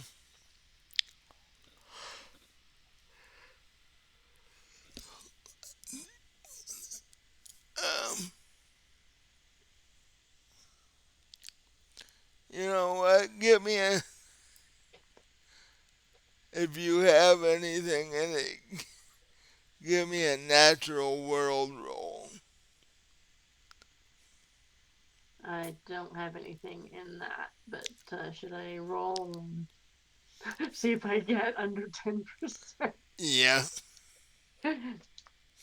Yeah, right. No, 43. there's no, there's nobody around at this hour, and it is still a bit early in the morning, and nobody, even though the place opens at 8, there doesn't seem to be anybody around. Alright, well, I'm gonna try knocking on the door again. At this point, give me a dex check.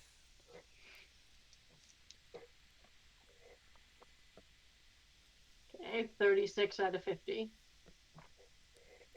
This time, for some odd reason, you are able to pull the door open.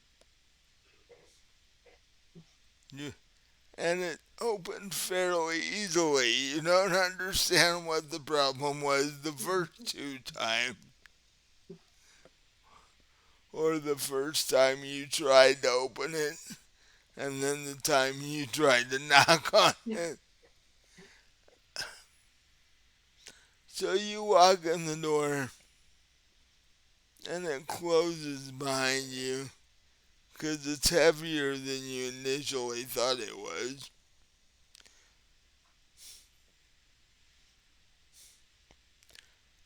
There are candles lining both sides of this small hallway that you're walking through. You get to the end of this hallway, and there are 3 steps heading down, and you take those, and you've stepped into a fairly large, maybe 20 foot in diameter, circular room. Um,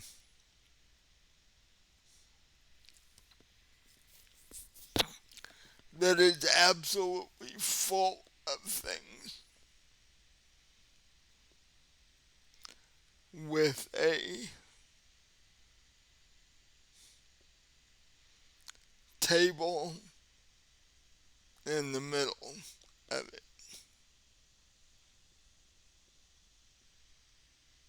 So what do you do? Well, is Madame Martin there? Am I? Not She's not there. not that you can see. Okay, so I guess I'll just start like walking around looking at the stuff in there and see if she comes out and notices that she has a customer or Um, you look around at things, and your eyes are immediately drawn to the walls around you, just like just like Professor Avery said. There are 9 cats. Basically, one or two nailed to each wall. like you do with the taxidermy where the head is sticking out. Not the way I would choose to decorate my anything. And the look on these cats' faces are, each one is different, but they all look like they've all died in some horrible way. Like they each have this absolutely, you know, horrible look on their face. You don't know it's whether it's the way they died or how they looked when the taxidermy was done or whatever. Right. And I'm thinking at this point that maybe I don't want to talk to this woman, and maybe it'd be better if I just kind of slipped out quietly before she did notice that she had a customer. Uh,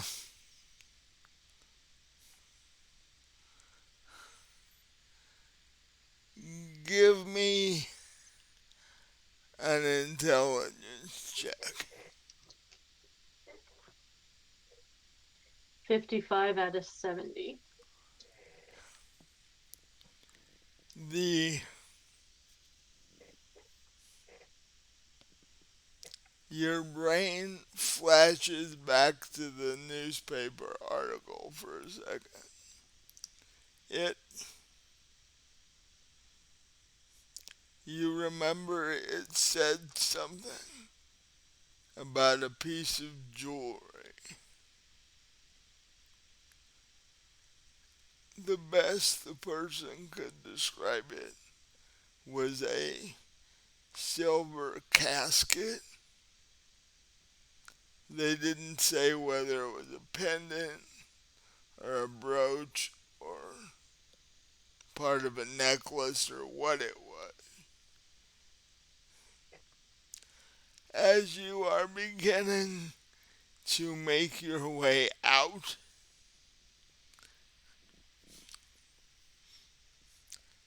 give me a dex check.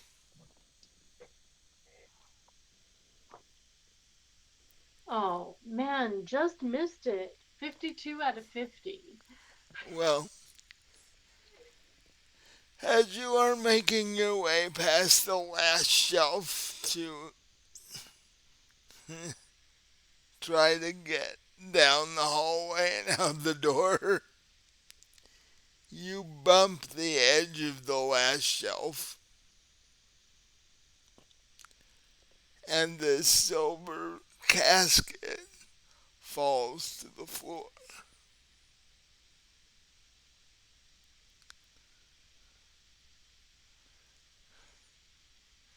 And so, as you look down and see it, as you are trying to keep yourself from toppling over the shelf, what do you do? I'll pick it up and put it back on the shelf.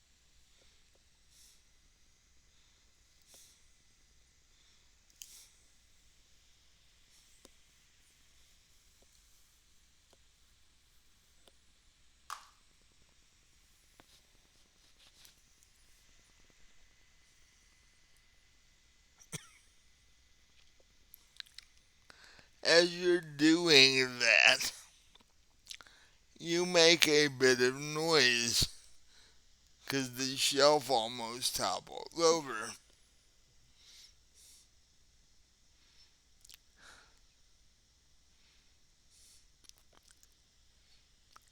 Um, hmm.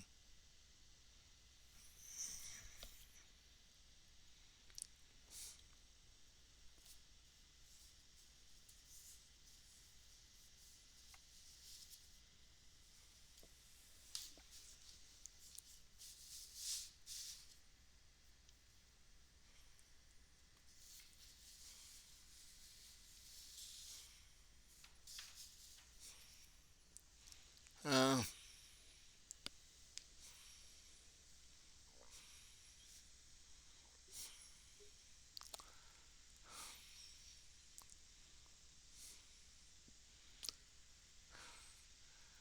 at that point, you hear a noise coming from a room off of the left far wall. And before you are able to make your way out of the circular room, a lady appears.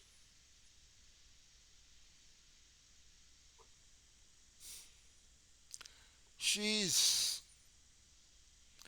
quite nicely dressed. Nothing over the top, mind you. She has red hair, uh,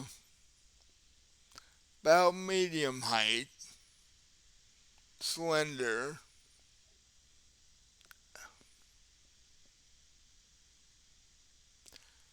but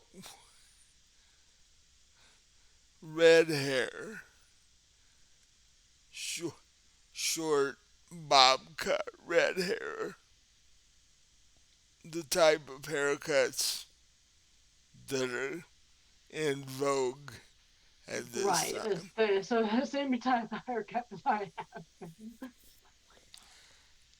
But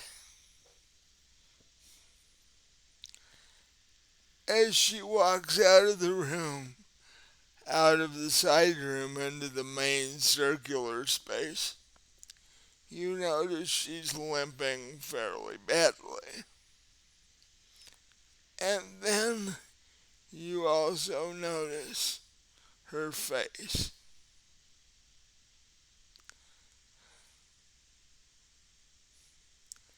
There's a large scar that goes from her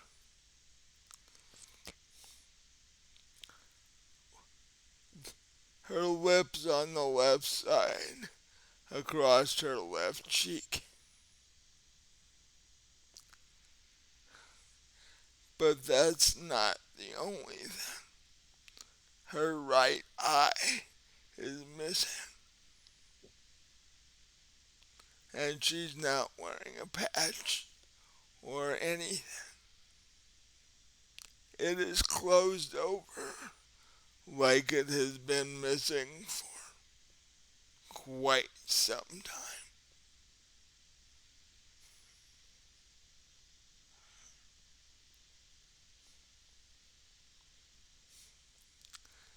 And in a very broken,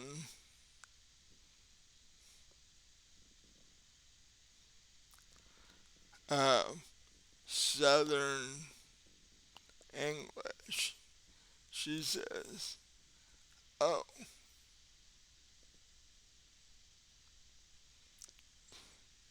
you found the casket, have you?" I wasn't looking for it. I accidentally bumped into the shelf and it fell off. Sorry about that. Uh,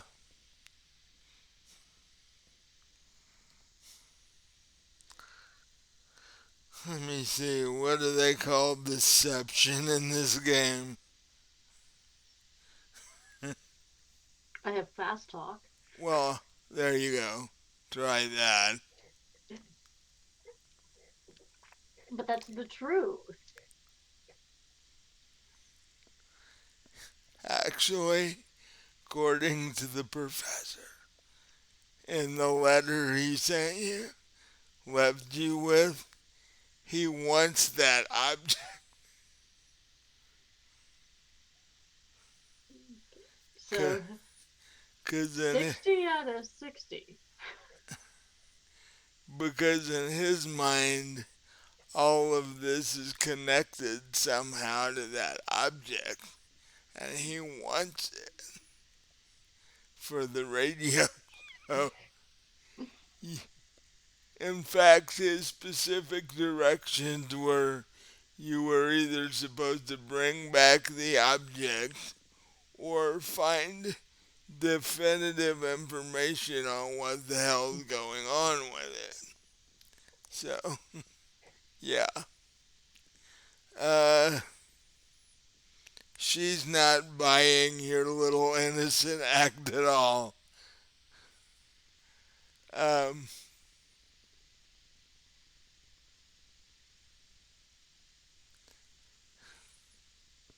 Well, so I don't even know what it is. Like I said, it just kind of fell. Like, or you might want to nail these shelves to the wall. By the way, it almost fell on me.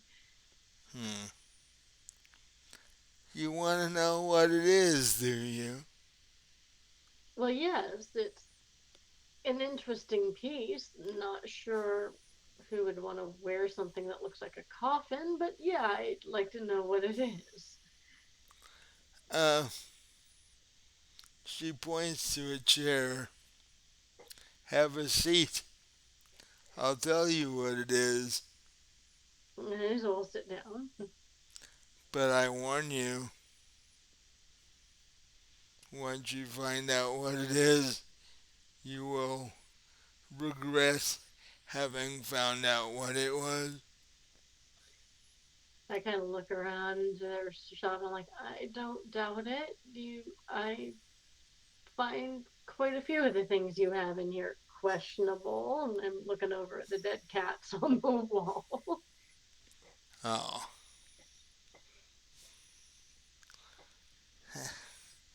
don't mind them. They're the guardians of the shop. The dead cats are the guardians. Not much of an alarm system you've got there. They're dead. To you, they're dead. Yeah, To I me, mean, to me, they're not. and I'm thinking to myself, yeah, they were right. Everyone was right. This lady is freaking weird. I don't say that out loud to her, by the way.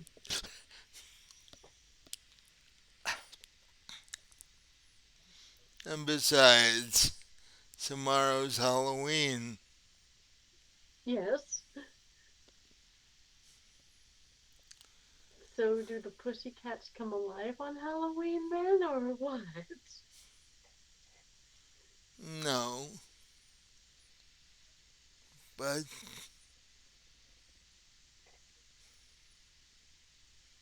the things in the my friends in the basement are another story. Oh, okay.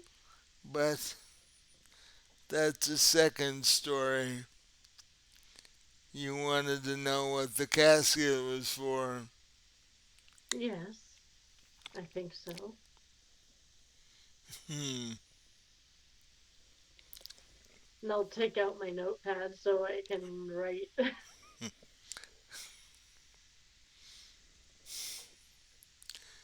In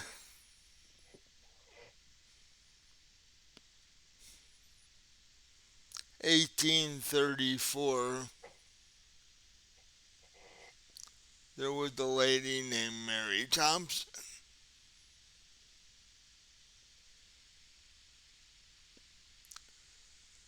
She was supposedly a nurse midwife for a small village just a little bit east of here. The exact location has never been pinpointed. Um,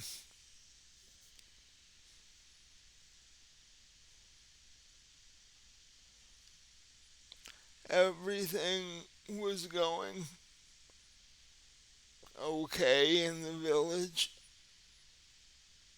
Mary was helping birth babies, do what nurse midwives do.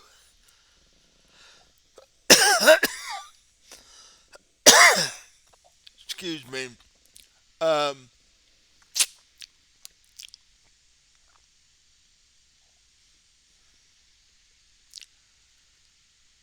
but then one winter, the winter of 1834, things started to go wrong. The patients Mary was helping started dying.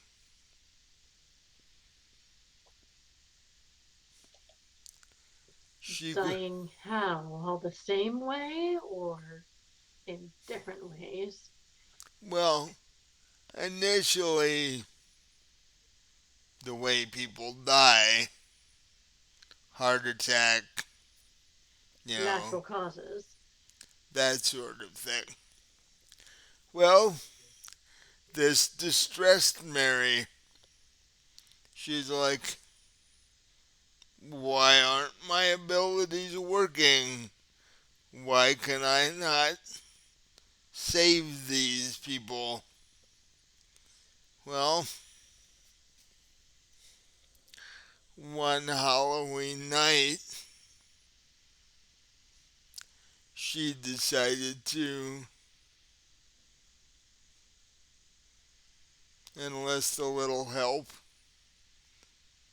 to put it politely.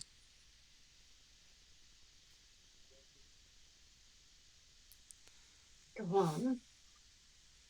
She cast a spell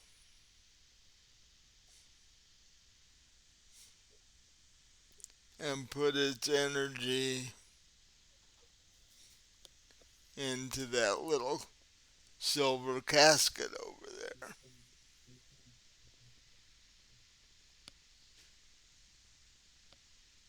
What kind of spell? To this day, nobody can find it, and it's been almost 100 years. Nobody can find what? What kind of spell it was? The book she used, the spell she used, Mary.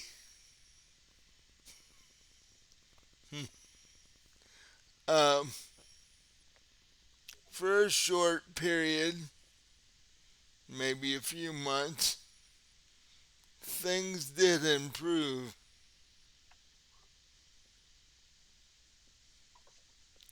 Then people started dying again, and this time, not of natural causes, Of of what kind of causes? horrific accidents. Uh, Yeah.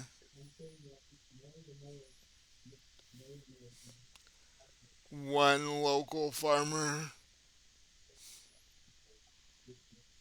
tripped and fell, and the pitchfork he was using caught him in the throat. Um, One lady was crossing the road, and person in a produce truck, or I guess produce wagon back then, wagon, yeah. didn't see her, and she was trampled by the horses and then run over by the wagon itself. So, in all, how many people died in this manner? Is there a record of that?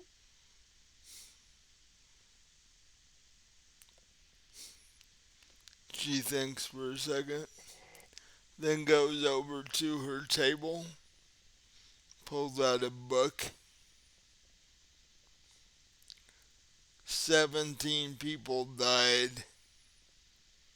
The village only had 32. 17 people died of accidents. In the space of a month and a half. And you think whatever spell she used, that thing was the cause? Uh, I do. And there's So, a and there's a reason for it. what's that?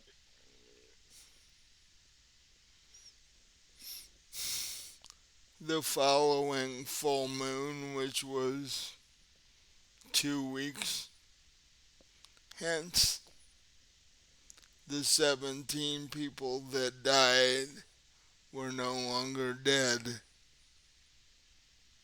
And were they exactly alive, or were they in some other state of being?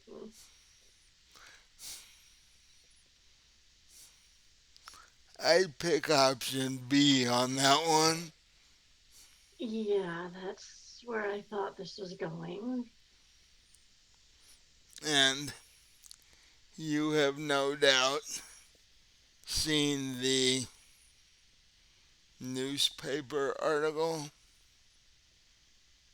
In fact, I would venture to say that's what brought you here to begin with. Yes? Are you going to tell me that those were some of the 17 No, it's been recent victims? it's been too long for it to be them. No, these people, the 5 or 6, are recent. So they were not dead people then. Well, Were they people that have recently died by accident? no, I wouldn't say accident. This is how the casket is working currently.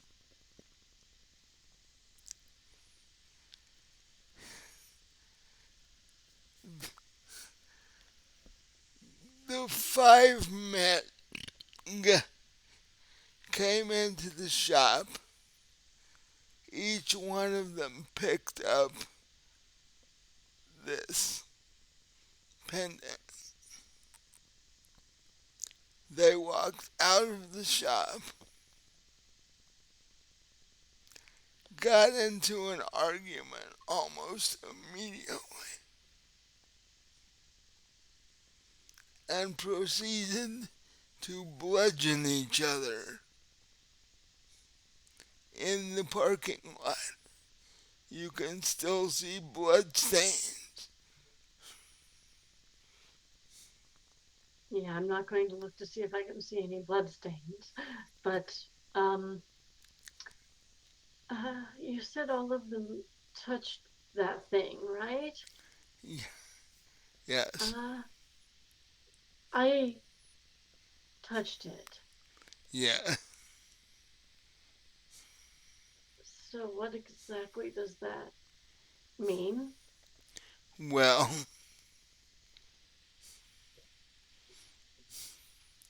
it means that the way the casket is working is that First off, it makes whoever touched the casket extremely angry. Um, okay. I'm not angry, so I guess that's a good sign.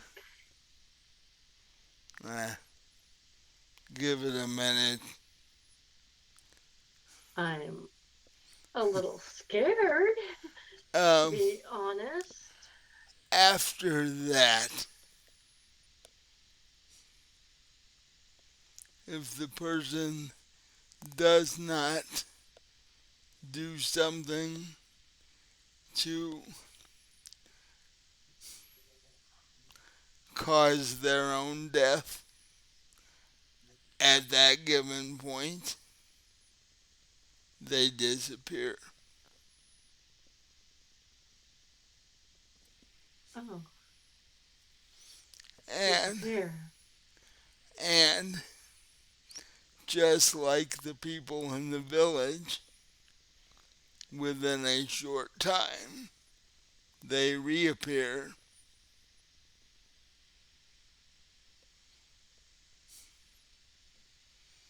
not as they were,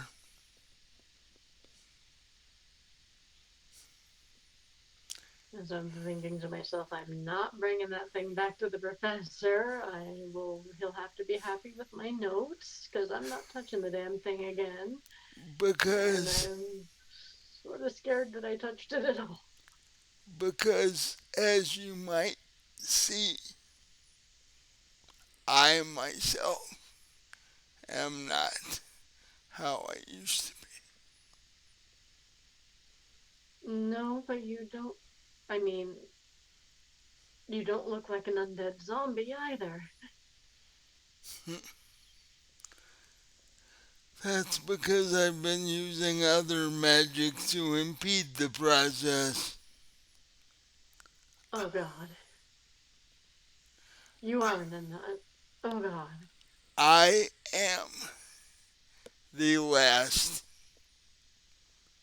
quote, survivor from the village I'm gonna have to go now. 100 years ago, or slightly less. Yeah, thanks for the information. I'm gonna go now. um, Don't sick your cats on me, please. no,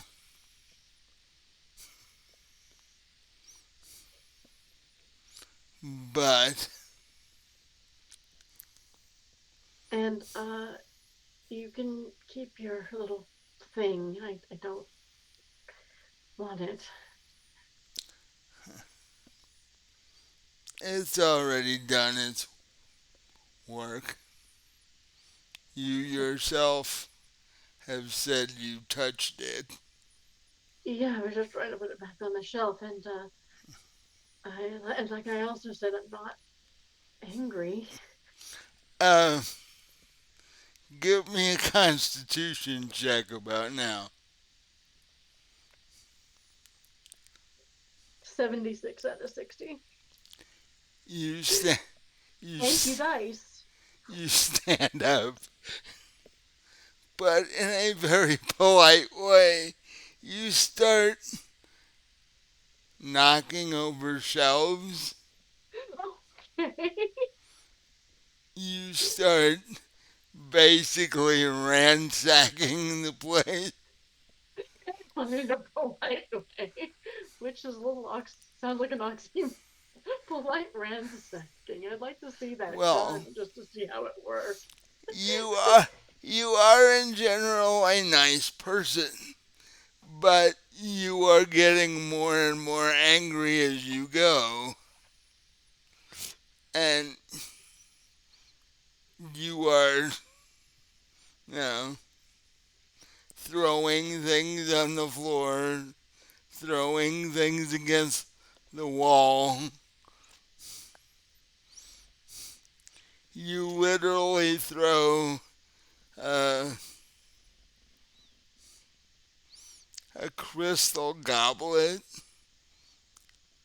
at one of the cats because they looked at you the wrong way. And when you hit the cat with the crystal goblet, it actually makes noise. Oh shit. And as it screams, give me a dex check. 76 out of 50. My dice hate me. You are knocked down, or not knocked down, but you fall to the floor as the piece of the floor that you were standing on opens.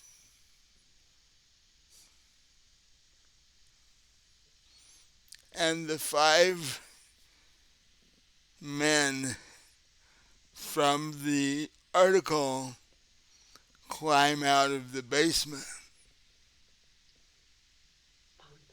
and surround you.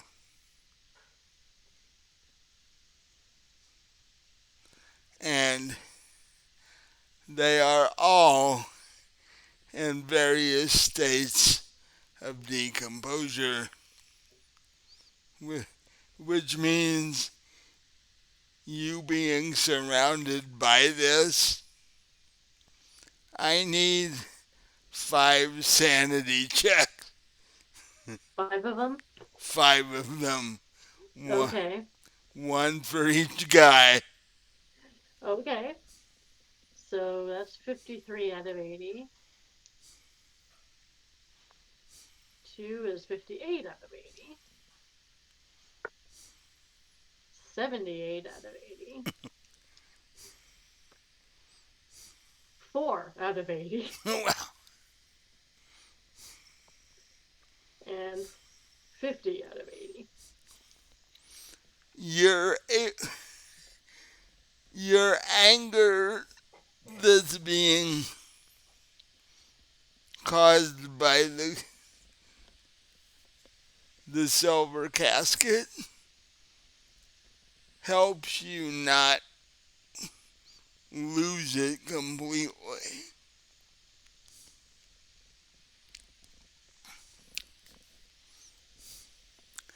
At this point, the woman has limped up to where the cat was, where the cat is, that you threw the crystal goblet at.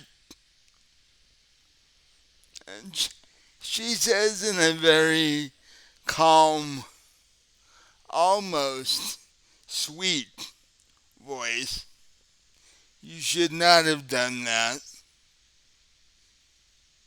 I didn't mean to. That thing. And I'm thinking, okay, if I'm not angry, maybe this will all go away. Maybe I can beat it. So I try to calm myself down and be like, I'm not going to end up killing myself and turning into one of these things. It's not going to happen to me. So I'm just trying to breathe and calm down. Constitution check. 90 out of 60. My dice are really trying to kill me tonight.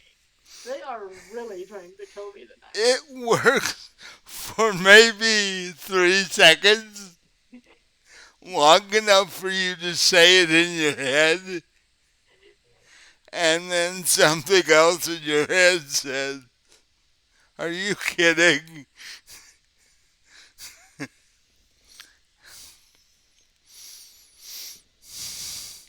And you actually rush one of the guys that is surrounding you.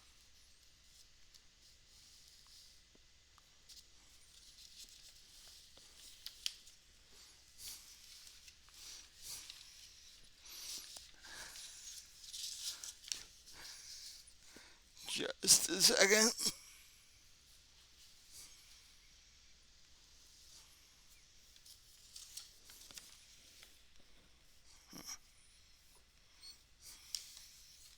No, wrong book.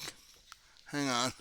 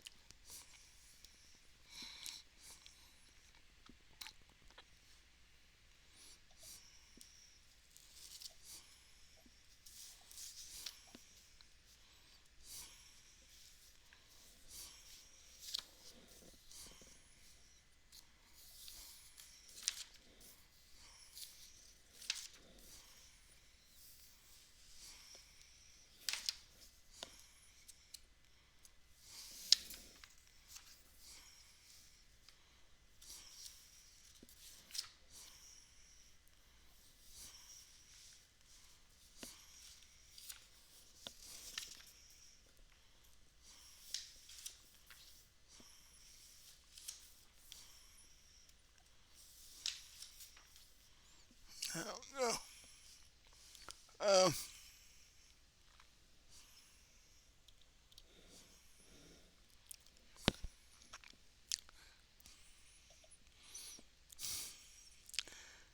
as I said, you rush one of the guys, one of the 5 zombies that is surrounding you at this point. So you get the first attack on this guy. Um,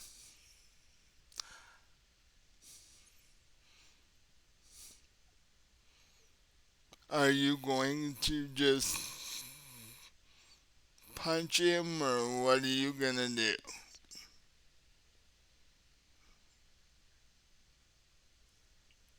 I just want to get out of here, so I'm just gonna try to elbow him out of the way so I can run for it. Um, okay. I need a brawl roll.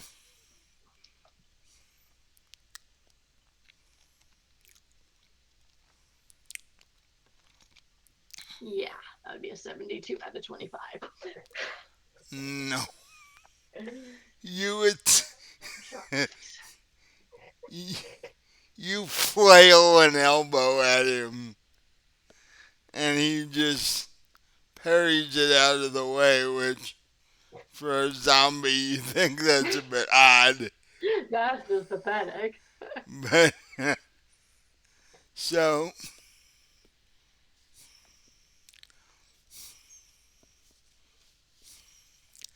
he is now going to return the favor.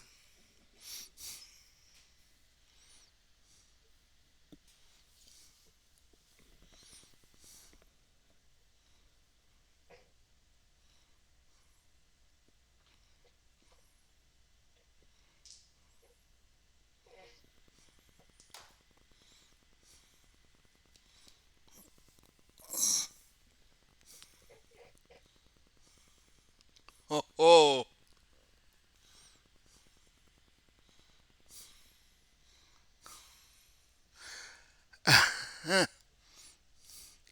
I was going to give you a chance to dodge, Mm-hmm. but you can't dodge the roll he did.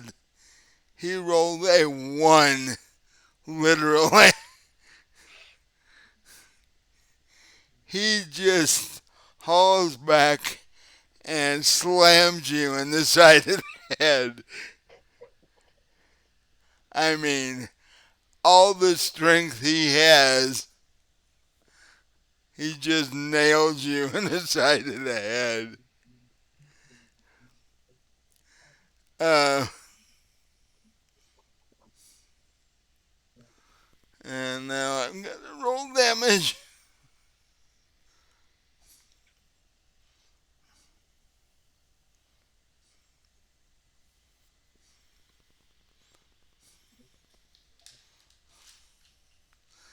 And as I've said on my other Cthulhu games, they tend to ask you to roll D3s.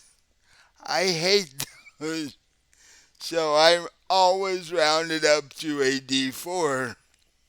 Yeah, we don't have D3s. They have D2s, but not D3s. No. So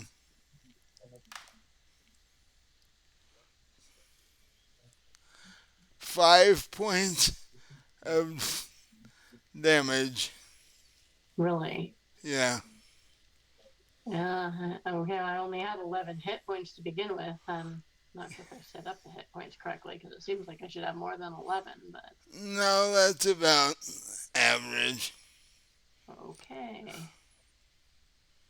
Okay, so I have 6 hit points left. This is going really well. And you are definitely like at least minor concussion area.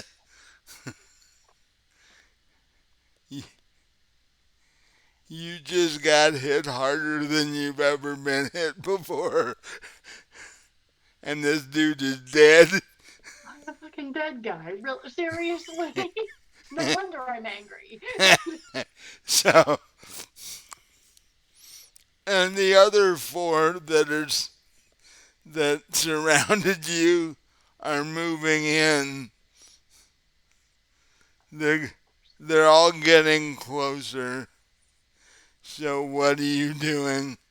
'Cause she's just standing there petting the cat. Petting a dead cat. Okay, yeah, this paints a really pretty picture. So, um, uh, I'm still, my main goal is still to get the fuck out of here. So I'm just like, I've just been punched in the head to concussion level. So I'm crawling. I'm just gonna crawl as fast as I can, trying to get, away from these things. well, Like you between their legs if I have to. I'm just trying to get out. give me. I'll let you roll dodge if you're trying to do that. Okay, yeah, I'm just trying to get out of here.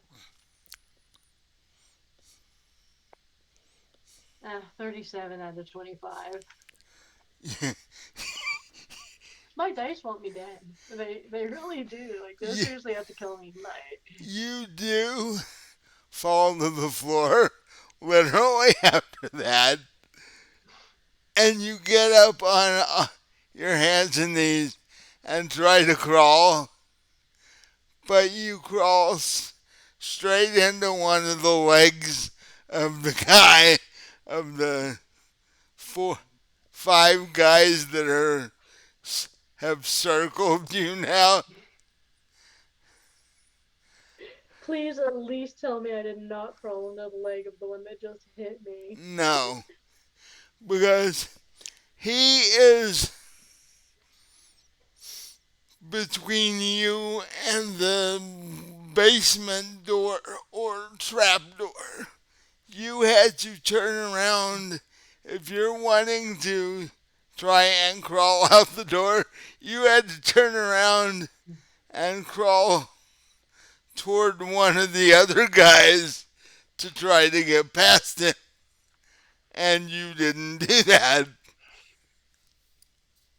So he, the one that you bumped into, is going to kick you because you're now on your hands and knees.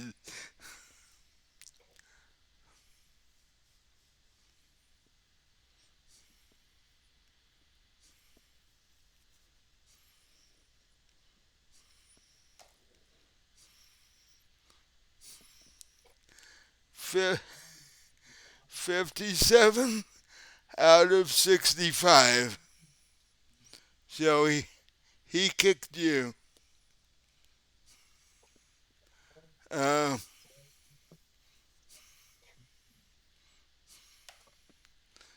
and did 1 point of damage.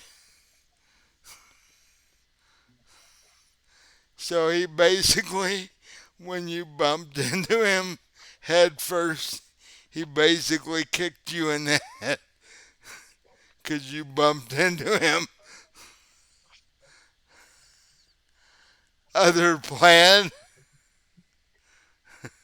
Other plan is, well, I only have one other plan, and I don't know if it's going to work because these things are already dead. But my only other plan is to start shooting them.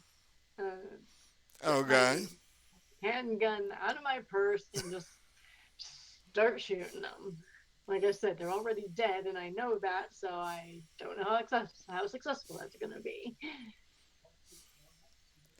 Okay. You've got to get below, underneath a 60. Underneath the 60, okay? 25. You you hit the guy. Damage is D10 plus 2. Do I roll that or do you? Uh, you do. Okay. So that would be 6. Mm, check their hit point here.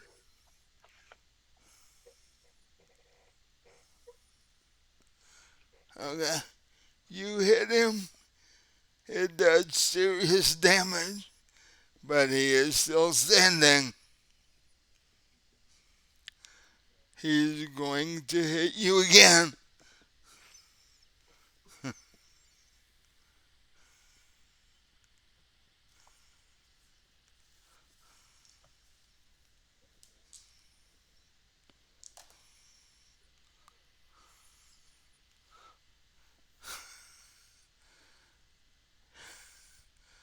28 out of 65.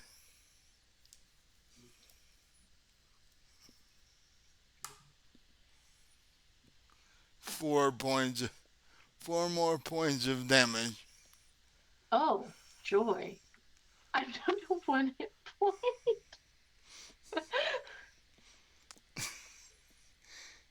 You. You know what? I need another sanity check because you're in a gun battle with 5 zombies, and there's a 6th zombie petting a dead cat over by the wall. So 62 out of 80. you're holding in there. You may go down, but you're going to be sane when you do it. Oh, which could be worse. Yeah, I was giving you a chance to go stark raving bogger first, But but now my dice like me. Really?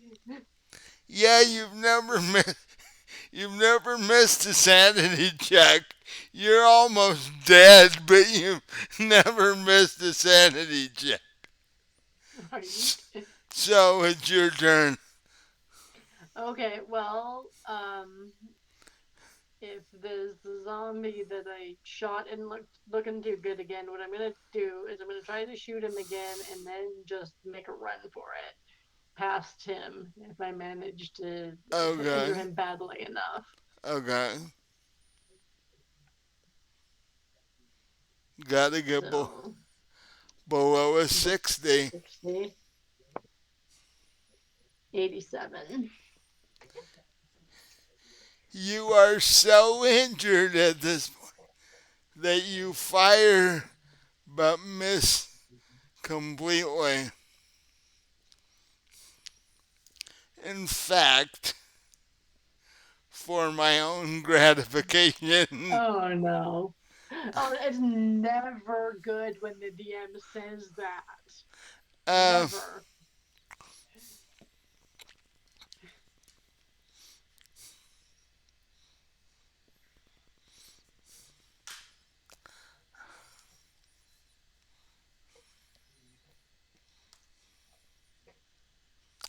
Okay. The bullet flies off and hits the front window of the shop. I gave it a Okay. I gave it a chance to hit the cat, the woman, or anything in the shop, and it hit the front window of the shop. If it, if it had hit the woman, you'd have been serious trouble. Not like you're not now, but Right. um, the dude's gonna that you just shot at's gonna try and hit you again.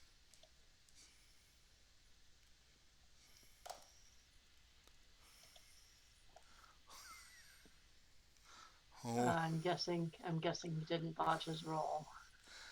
he got an 8. Uh, he he hauled off, and I mean, be, best front kick he's ever done in his life. Cause you're just laying there on the floor with one hit point. And let's see,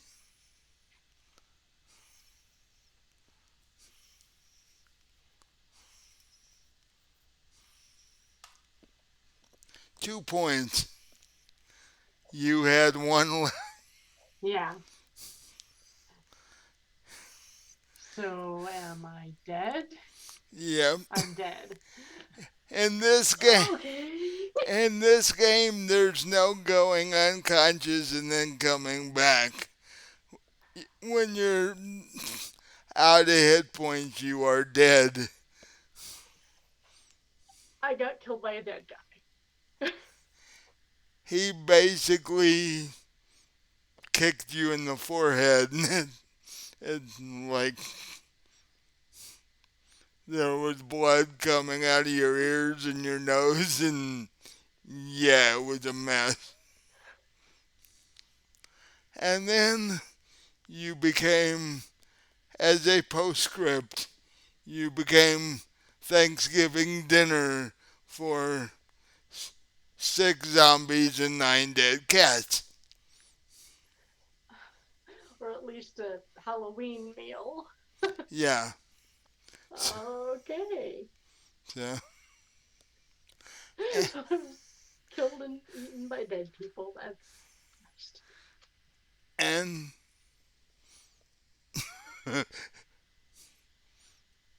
that, well, no, there's a postscript to this. When the professor, no, he would have left already. When the Asian girl you talked to the first time didn't see you come back, they sent the police. She had the police go to the shop the next day. There was nothing there. I mean, literally, the building was empty. No lady, no cats, not even a trap basement door. No Hmm. room full of strange objects, except for one. There was a silver casket with a necklace laying on the floor. One of the police picked it up for evidence, and that is, in fact, how this ends.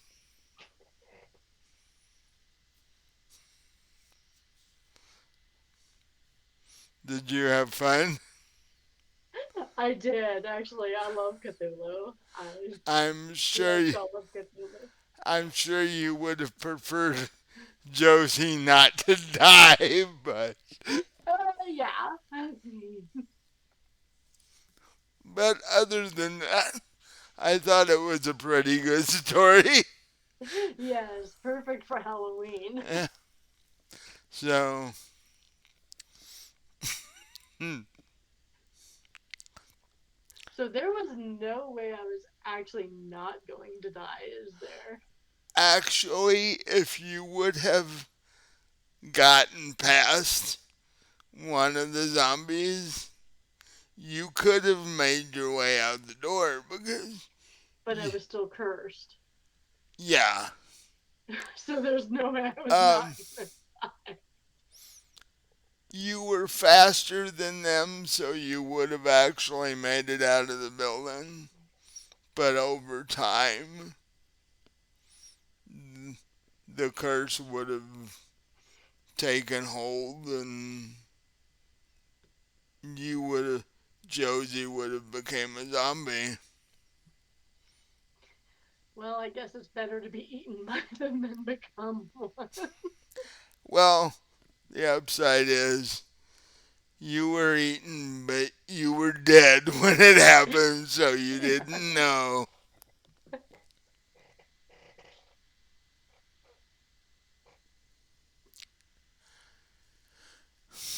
So, um, I guess this is a perfect time to promote your new book. Yeah. Yeah, check out my fourth book of short stories on Amazon and the other three as well. Links should be in the description. Kind of paranormal, light horror type of stuff. Yeah, if you're watching a Call of Cthulhu episode, there you go. And your latest book is darker and better suited for Halloween, actually, Yes. because I have it myself. I have all four of your books myself. So, um, next week, being November, we are starting the actual schedule for um, Fallen Dragons and Vampire. First and third Sunday are Fallen Dragons. Second and fourth Sunday are is Vampire.